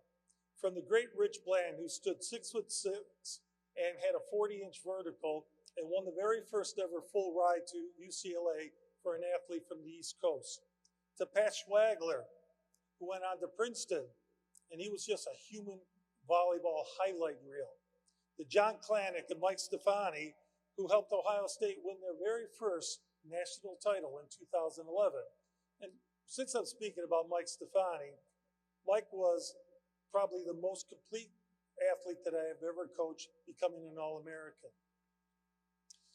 But there's really one guy that sort of set the tone for Orchard Park's toughness that permeated the team. His name was Scott Leary. And all you guys out there played against him knew about Scott. Before the state final in 1991, Scott was watching our opponents warm up, and they were slamming balls, and he was, and they had three guys that were going to go on to Division I volleyball. And I went up to Scott and I said, "What do you think of these guys?" He said, "Well, they're pretty good." And I said, so at the end of the warm-ups, I went up to Scott and then I asked him afterwards, I said, "So what time is it, Scott?" And Scott said, "It's time to show them I'm the best damn player in the state." Well, he did. We swept them in 3. We won our second state title, and we went undefeated. And Scott walked off the court going like this, knowing that he had done a good job. But in closing, there's a thing that I'm going to ask all of you to help me with tonight. I miss the heated moments of the games when all the emotions are really rising high. And I'd like you to pretend for that moment that you guys are my athletes and that we're in a huddle and we're in a timeout in a heated match against a heated opponent that we didn't like. And at Orchard Park, I changed the traditional on-3, 1-2-3 Quakers, on the break of a timeout to 1-2-3 Viva. And I did that because I wanted my athletes to feel the game, to live the game, to love the game. I changed it. I wanted everyone that Orchard Park is in the gym. Plus I thought it was cool, so that's how it had to be. So what I'd like you to do is, you guys, remember, I want you to pretend you're my athletes, and on 3, we're going to raise our hands up, and on 3, you guys are going to yell out Viva, and then we break for the huddle, okay? So you got to do this really well, because if not, we're going out there, we're going to run some sprints. Got it? They're rolling up. Feel the emotion now. Raise your hand up on 3. 1, 2, 3. Is that all you got? Beyond it, you don't start yelling, you're in trouble, man. I'm telling you, Lally, Torzak, the senator way back there. We don't start yelling. Sprints. Loud now. On 3. Okay, got it? 1, 2, 3. Oh, yeah, man, that's great. I tell you, you guys gave me a great memory. Thank you to the board for everything. And I tell you what, I wouldn't be here without all of you guys.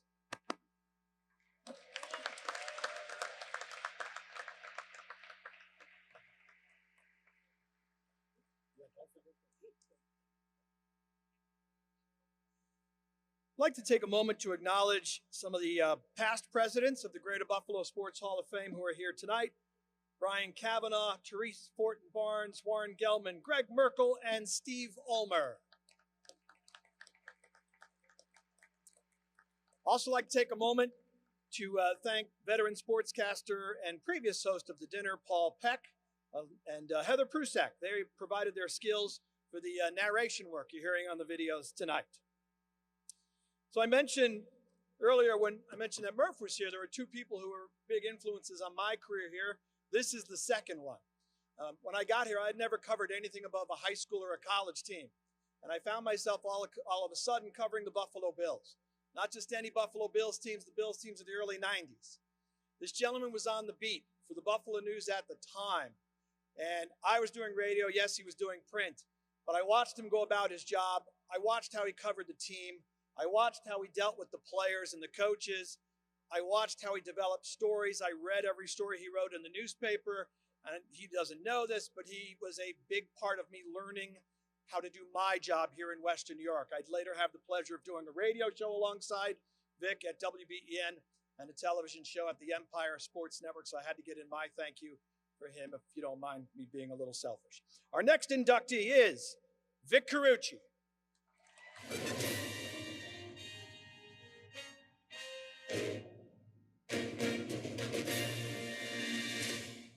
Vic Carucci has covered the NFL as an acclaimed writer and broadcaster for nearly 5 decades. The Whitesboro, New York native began his career working for the Utica Observer Dispatch and Daily Press before honing his focus to football at the Courier Post of Cherry Hill, New Jersey, and then the Buffalo News. Over the course of his career, he has been a national editor for NFL.com, a contributor to the NFL Network, and a senior editor for the Cleveland Browns, before returning for a second stint as an NFL writer for the Buffalo News. Carucci also hosted the pregame and postgame programs for the Buffalo Bills radio network for many years.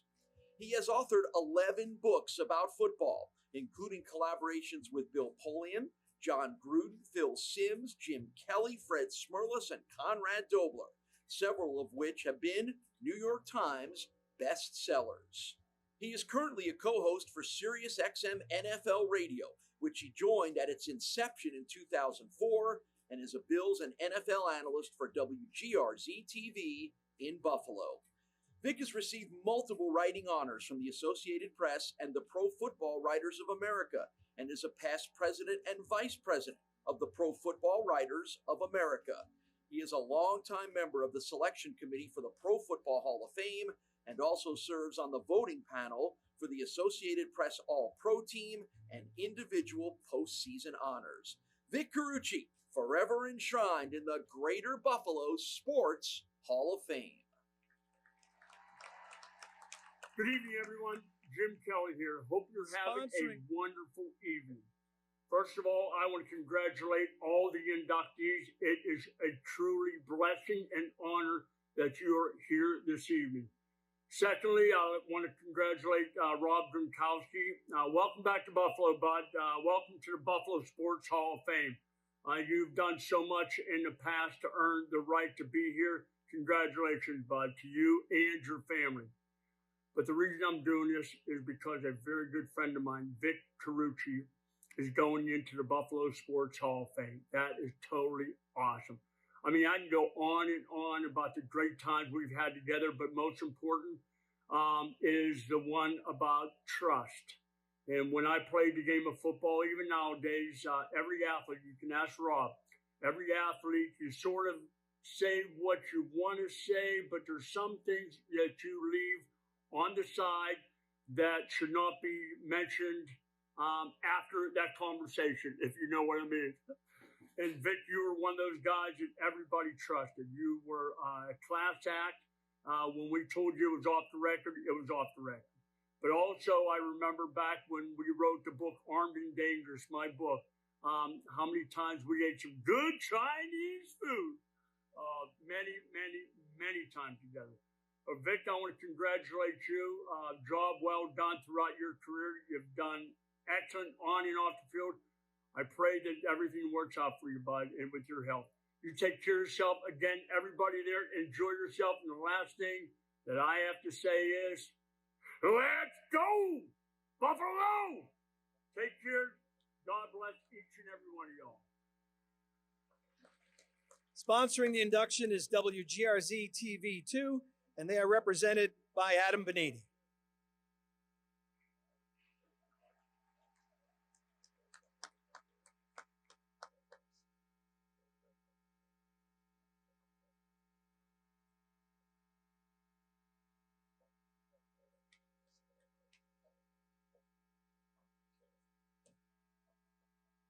How are we doing? Everybody good? It seems like a patient, relaxed crowd. I'm observing the whole night, and it's flowing beautifully, wonderful speeches. It's been tremendous. And saying that I've been on cloud nine since learning of this incredible honor back in April when you called me. Yeah.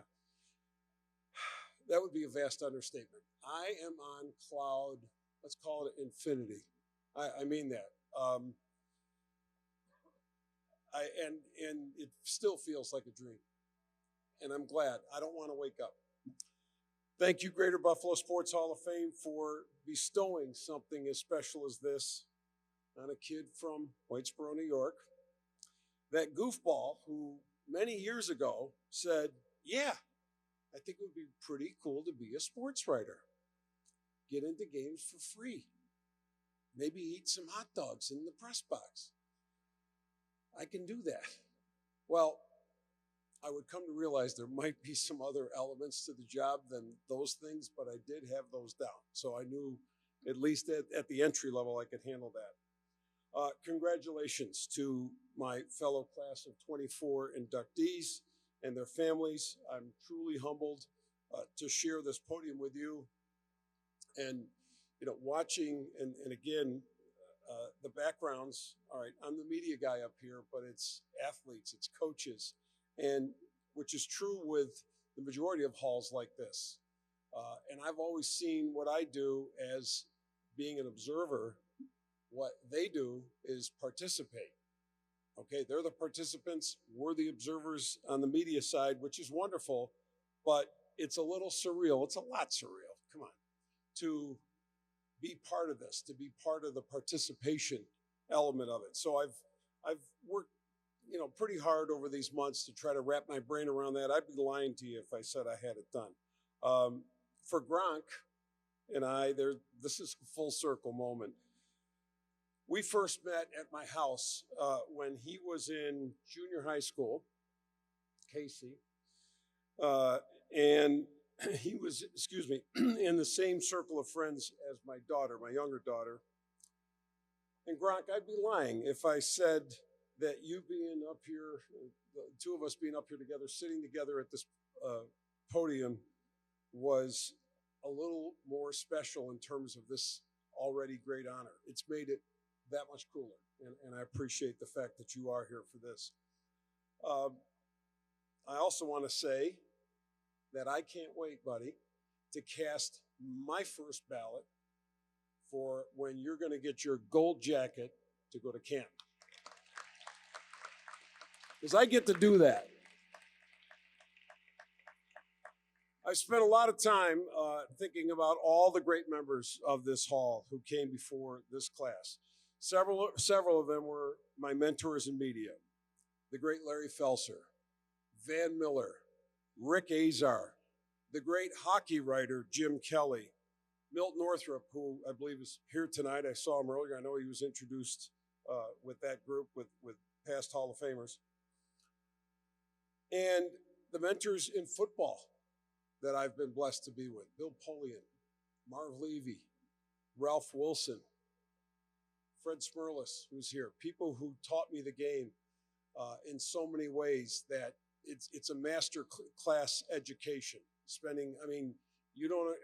one thing to cover a team. It's another thing to be able to sit in the office of the general manager, of a Hall of Fame general manager like Bill Polian, and watch film together and have him point out all the things he's looking at in evaluation and all the pieces of the team that have to be improved or are already there.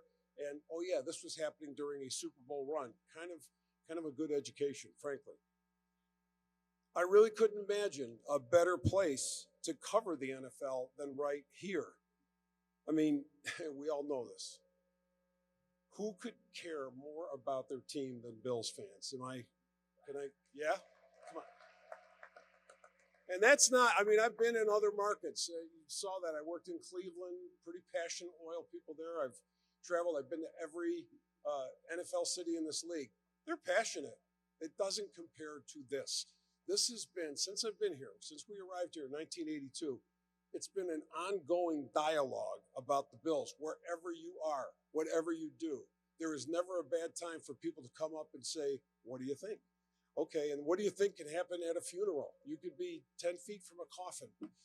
What do you think? What do you think Sunday? We're here to, no, that's the feeling. pumping gas. You're at the gas station. You're in line to pick up a prescription. What do you think? And the best one, of course, is walking into the stadium. Are we going to do it today? And it got to a point after about the millionth time where I'd say, if I knew that answer, I wouldn't be here right now. I'd be on my private island, maybe watching the game or listening to Murph call the play-by-play. I also couldn't imagine what it would have been like to not have the support that I've received throughout my life and every step of the way. Let's start with my mother, patiently helping her son with his English homework and at the dining room table. She's here tonight, by the way, age 95, sitting over there. A father and an older brother driving a 15-year-old newspaper correspondent to those games I covered for $7.50 per article, written in longhand because I had yet to learn how to type at that point. A wife who has always been the rock of our family, keeping things together while I logged all those crazy long hours, including most major holidays and births and family gatherings and way too many travel miles. Two amazing daughters who became amazing mothers to our amazing grandchildren and who have made Rhonda and I so proud of all their personal and professional accomplishments. The editors, producers, news directors who took chances on me from our arrival in Western New York and to this day, the wonderful crew at WGRZ Channel 2. I thank you. I came in as a veteran rookie, I guess, to the station.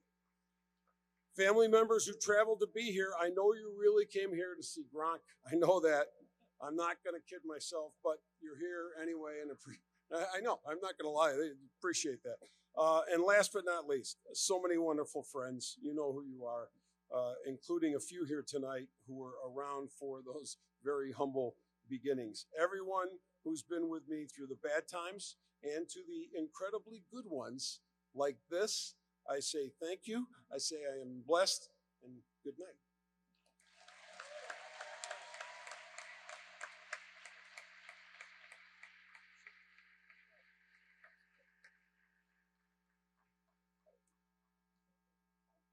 Our next inductee in the class of 2024 is Warren Gelman.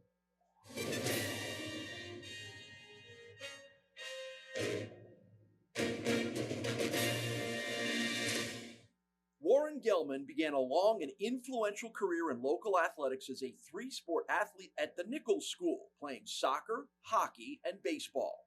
He went on to play hockey at Yale University, was the captain of the undefeated 1963-64 freshman hockey team, and the captain of the 1966-67 Yale hockey team, which was ranked 5th in the East. Yale defeated Cornell in overtime at Lina Rink in Ithaca. It was the only loss of the season for Cornell, which went on to win the national championship. Returning home after college, Gelman began a career in hockey coaching and administration, eventually becoming the president of the Shamrock Amateur Hockey Association, now known as the Bison Hockey Association.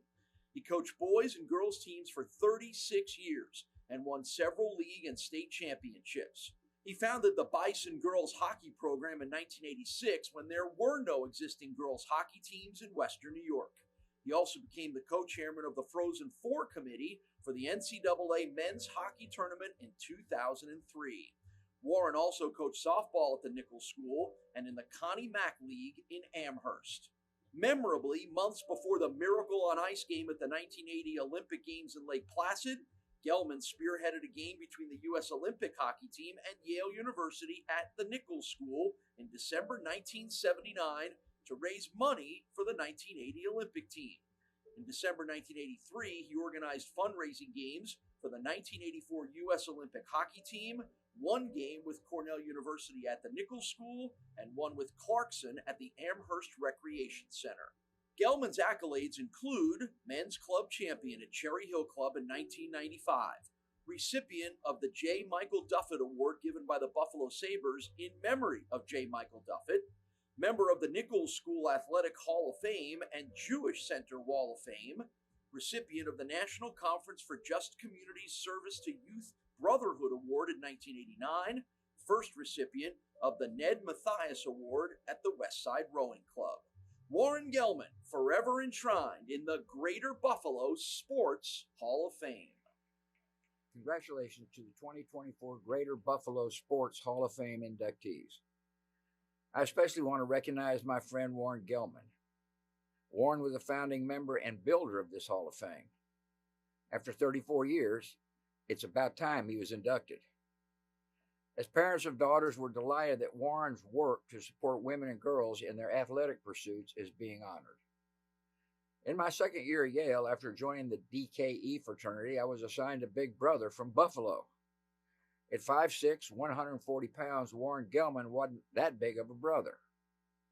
But he was a giant in stature and one of Yale University's most illustrious college hockey captains. I'm so pleased we remain friends and fellow sports fans today. We send our very best to you, Warren and Patty, and to your children and grandchildren. We congratulate you and the entire class of 2024 as you celebrate this special occasion.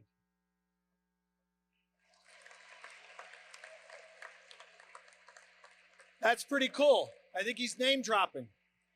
Sponsoring the induction are the Bison Hockey Association and the Nichols School, both represented by Barney Walsh.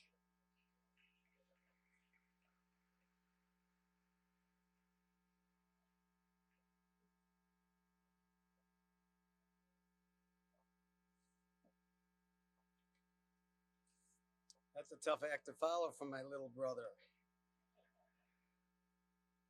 I thank the board of directors of the Greater Buffalo Sports Hall of Fame, and thank you to my two sponsors, the Bison Hockey Association and Nichols School. Congratulations to my fellow inductees. I could stand here for the next few minutes and talk about my love of sports, both playing and coaching, and organizing girls hockey, and what sports have meant to me. But instead, I'm going to talk a little history of the Greater Buffalo Sports Hall of Fame. I have a unique perspective since I was on the original board of directors created in 1991. In 1990, John Kapaleski, a businessman from Syracuse, was transferred from Syracuse to Buffalo. John was involved in establishing the Greater Syracuse Hall of Fame in 1987, and was very surprised to learn when he came to Buffalo that Buffalo did not have a Sports Hall of Fame despite its rich history and tradition in sports. John put together a small group of people who became the first directors of the Greater Buffalo Sports Hall of Fame, and the first dinner was held in 1991. I'm very pleased to announce that John Kapaleski is with us tonight. I believe he's at table 79. John, will you please stand and be recognized by this audience?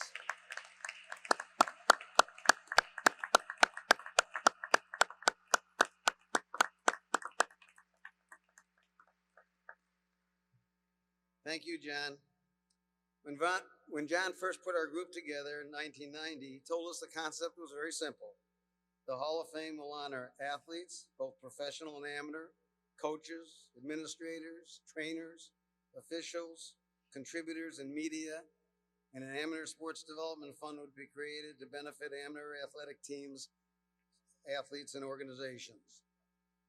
John proposed that there would be an annual dinner at which inductees would be honored, like tonight. Profits from ticket sales, sponsorships, and auction proceeds would provide monies for the Amateur Sports Development Fund to benefit amateur athletes and teams. As mentioned before, more than $250,000 has been distributed over the years from the fund. When I think about the first inductees in 1991 in the Statler Hotel Golden Ballroom, and I know that several of you that are here tonight were there that night, I see many similarities in this year's inductees. Tonight, several outstanding coaches have been inducted, including Kevin Cadle, Norm Foster, Walt Stefani, and Ed Van Tine. In 1991, Frank Constantino, legendary Depew football coach, was our first coach inductee, and my recollection is that Frank sold the most tickets to that first dinner, and high school coaches, college coaches have been popular inductees ever since. Tonight, basketball is represented by Kevin Cadle and Cecily Owens, and in 1991, Buffalo's Bob Lanier was inducted into the Hall of Fame, and Bob's St. Bonaventure teams, as you know, are this year's team of distinction. We honor tonight two-time Stanley Cup champion and outstanding hockey player Brooks Orpik. In 1991, we inducted a pretty good hockey player by the name of Gilbert Perreault. Tonight, baseball is represented by Rick Lancelotti. In 1991, we honored two well-known Buffalo greats, Hall of Famers Warren Spahn and legendary baseball manager Joe McCarthy.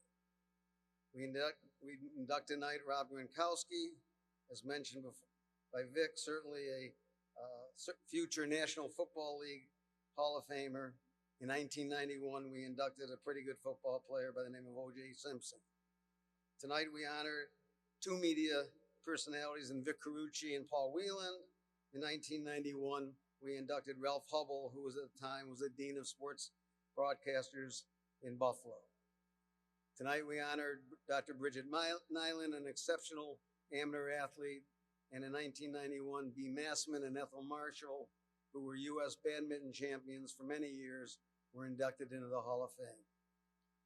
What makes the Greater Buffalo Sports Hall of Fame, in my opinion, a truly special Hall of Fame is the variety of inductees honored over the years and tonight. I cannot resist giving a shout out to my high school classmate and good friend Mike Kaiser, who was introduced earlier tonight and was inducted in the Hall of Fame in 2017. Mike is here tonight sharing this special evening with me and the other inductees.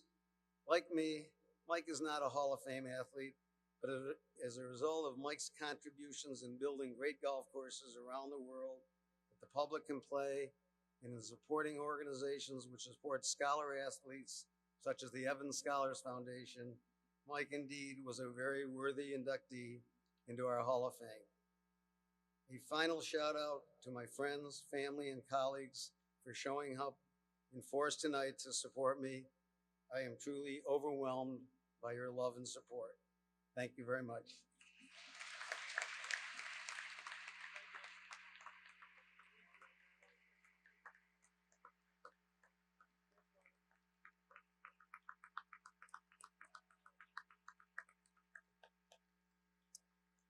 Our final, I can't talk while the Gelman family is standing. That's awesome. 19 tables. You guys are awesome. Our final inductee in the class of 2024 is Rob Gronkowski.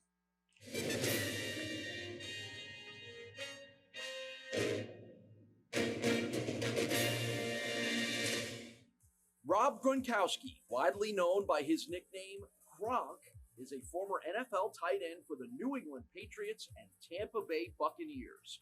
Born and raised in Amherst, New York, he went on to become a standout at the University of Arizona and was selected by the Patriots in the second round of the 2010 NFL Draft. During his 9-year tenure with the Patriots, Gronkowski played a crucial role in the Pats' success, helping the team to 3 Super Bowl victories. He became a favorite target of Patriots quarterback Tom Brady, forming one of the most formidable tandems in NFL history. After a brief hiatus, Gronkowski made a return to the league in 2020 and, along with Brady, led the Tampa Bay Buccaneers to a win in Super Bowl 55, his 4th championship. Gronkowski set numerous NFL single-season, career, and Super Bowl records, is a 5-time Pro Bowl and 4-time first-team All-Pro selection, and was named to the NFL's 100th anniversary all-time team, among his countless other accolades. Over the course of what will likely be commemorated as a Hall of Fame career, he amassed an impressive 621 receptions, 9,286 yards, and 92 touchdowns. Since his retirement from the NFL, he's had numerous appearances in film and television and is currently an analyst for Fox Sports. Together with his family, Gronkowski founded the Gronk Nation Youth Foundation, a nonprofit dedicated to inspiring and supporting youth to reach their maximum potential through sports, education, and community involvement. Through his foundation, Gronkowski has made a significant impact on countless lives, demonstrating his commitment to giving back to the community that has supported him throughout his career. The foundation is currently building Gronk Playground along the Esplanade in Boston. Amherst native Rob Gronkowski, forever enshrined in the Greater Buffalo Sports Hall of Fame.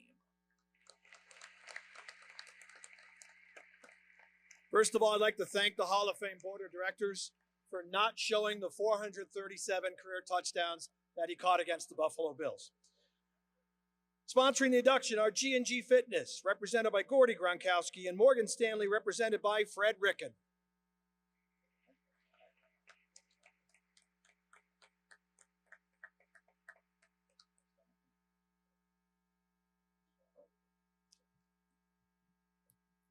Got bent down a little bit.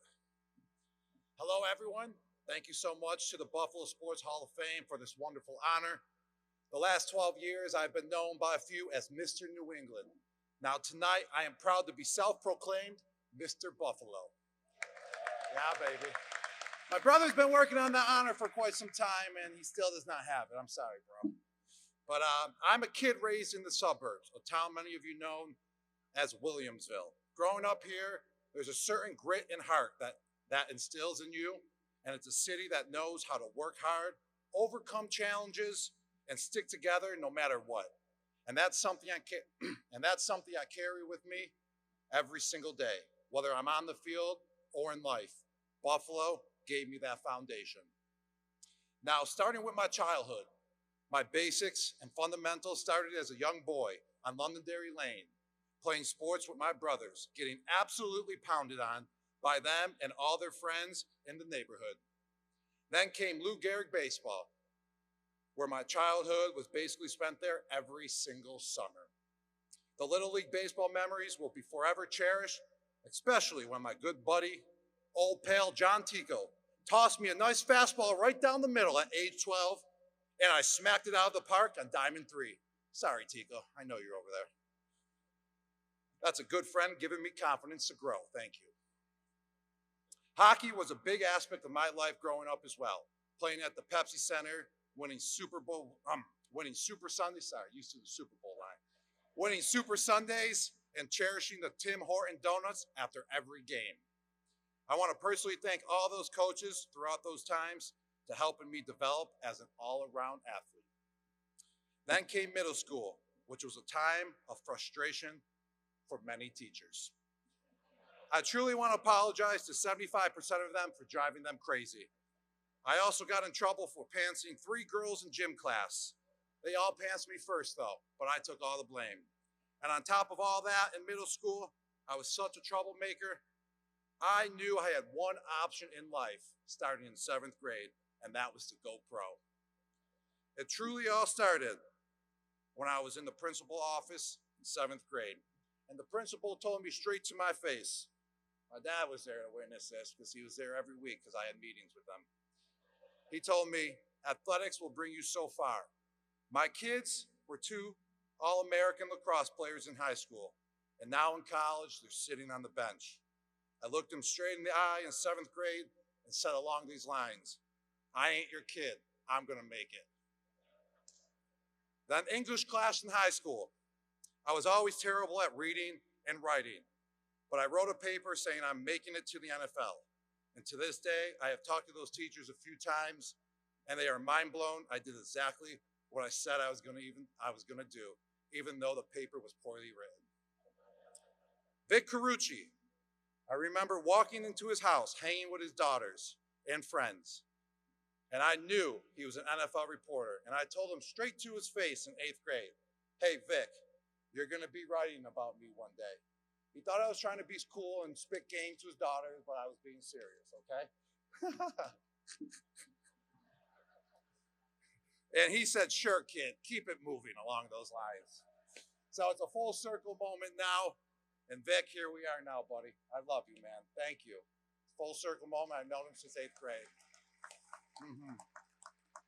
I'm glad you're here to witness that. It went down exactly how it went down. So no ands, ifs, or buts. But the moral point to all of this is don't let anyone tell you what you cannot or what you can do. Follow your dreams. Start manifesting it early and often. And I want to give a big shout out to the Williamsville North basketball teams. I love playing basketball. Throughout my high school career, the Green Squall student section made it that much more awesome. Shout out to my head coach, high school football varsity team, Mike Mamalidi, and Coach Looters, and all my other high school coaches and teammates as well. Harry O, my baseball coach, is in the house as well. Thank you guys for everything. Also, I want to shout out to my high school playing days, which were the best football memories of my career, and my JV coach, Coach Jacobs. He was my middle school gym, my elementary gym teacher as well. Huge shout out to Coach Jacobs, being my JV coach and elementary school gym teacher. Thank you.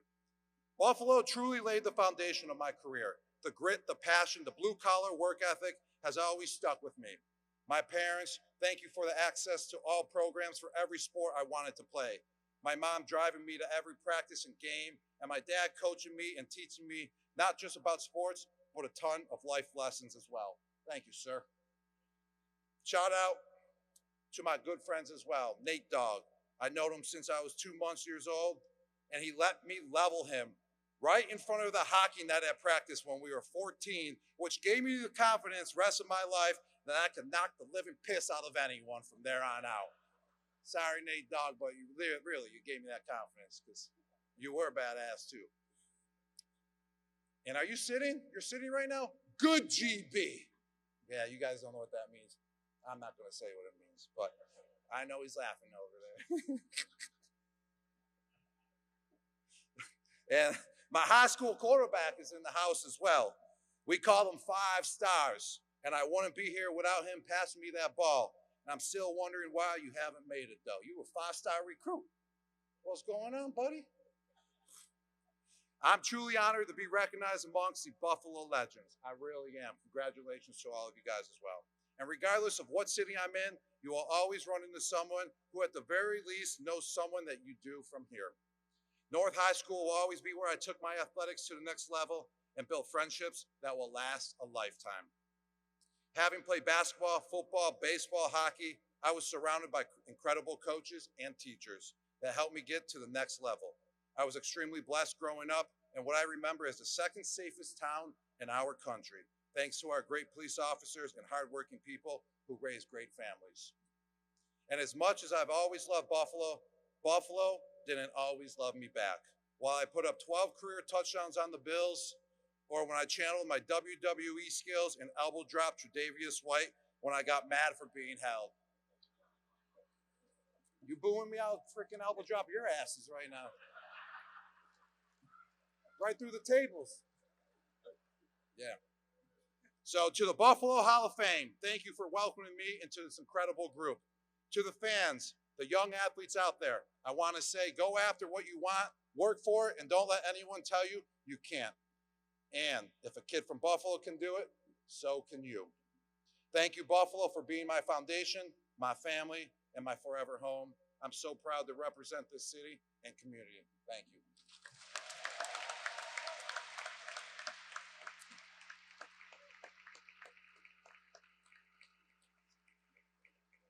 I was going to mention the Trey White thing. I thought he'd be so pissed I didn't want to do it. And I thought he might get booed. So that brings us to the end of our program. But if you don't mind, we'd like you to ask just to remain in your seats for a few minutes. I would also ask all the inductees if you can meet here in front of the stage at the trophy. They will be escorted to the reception area where they will be meeting with family and friends. So inductees, please gather in front.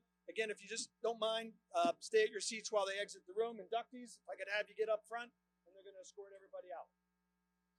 While they're doing that, how about another round of applause for the class of 2024?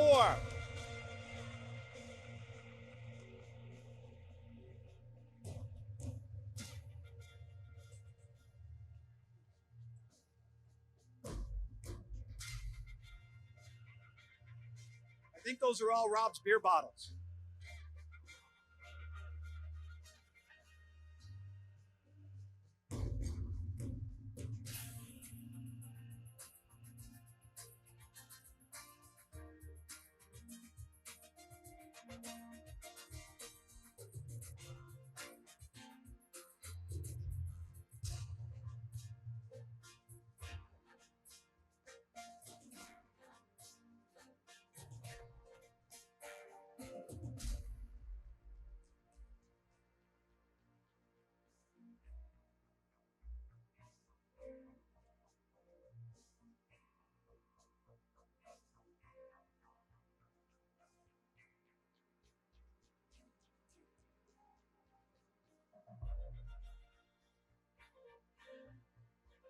Ladies and gentlemen, thank you very much for coming here tonight to honor the class of 2024.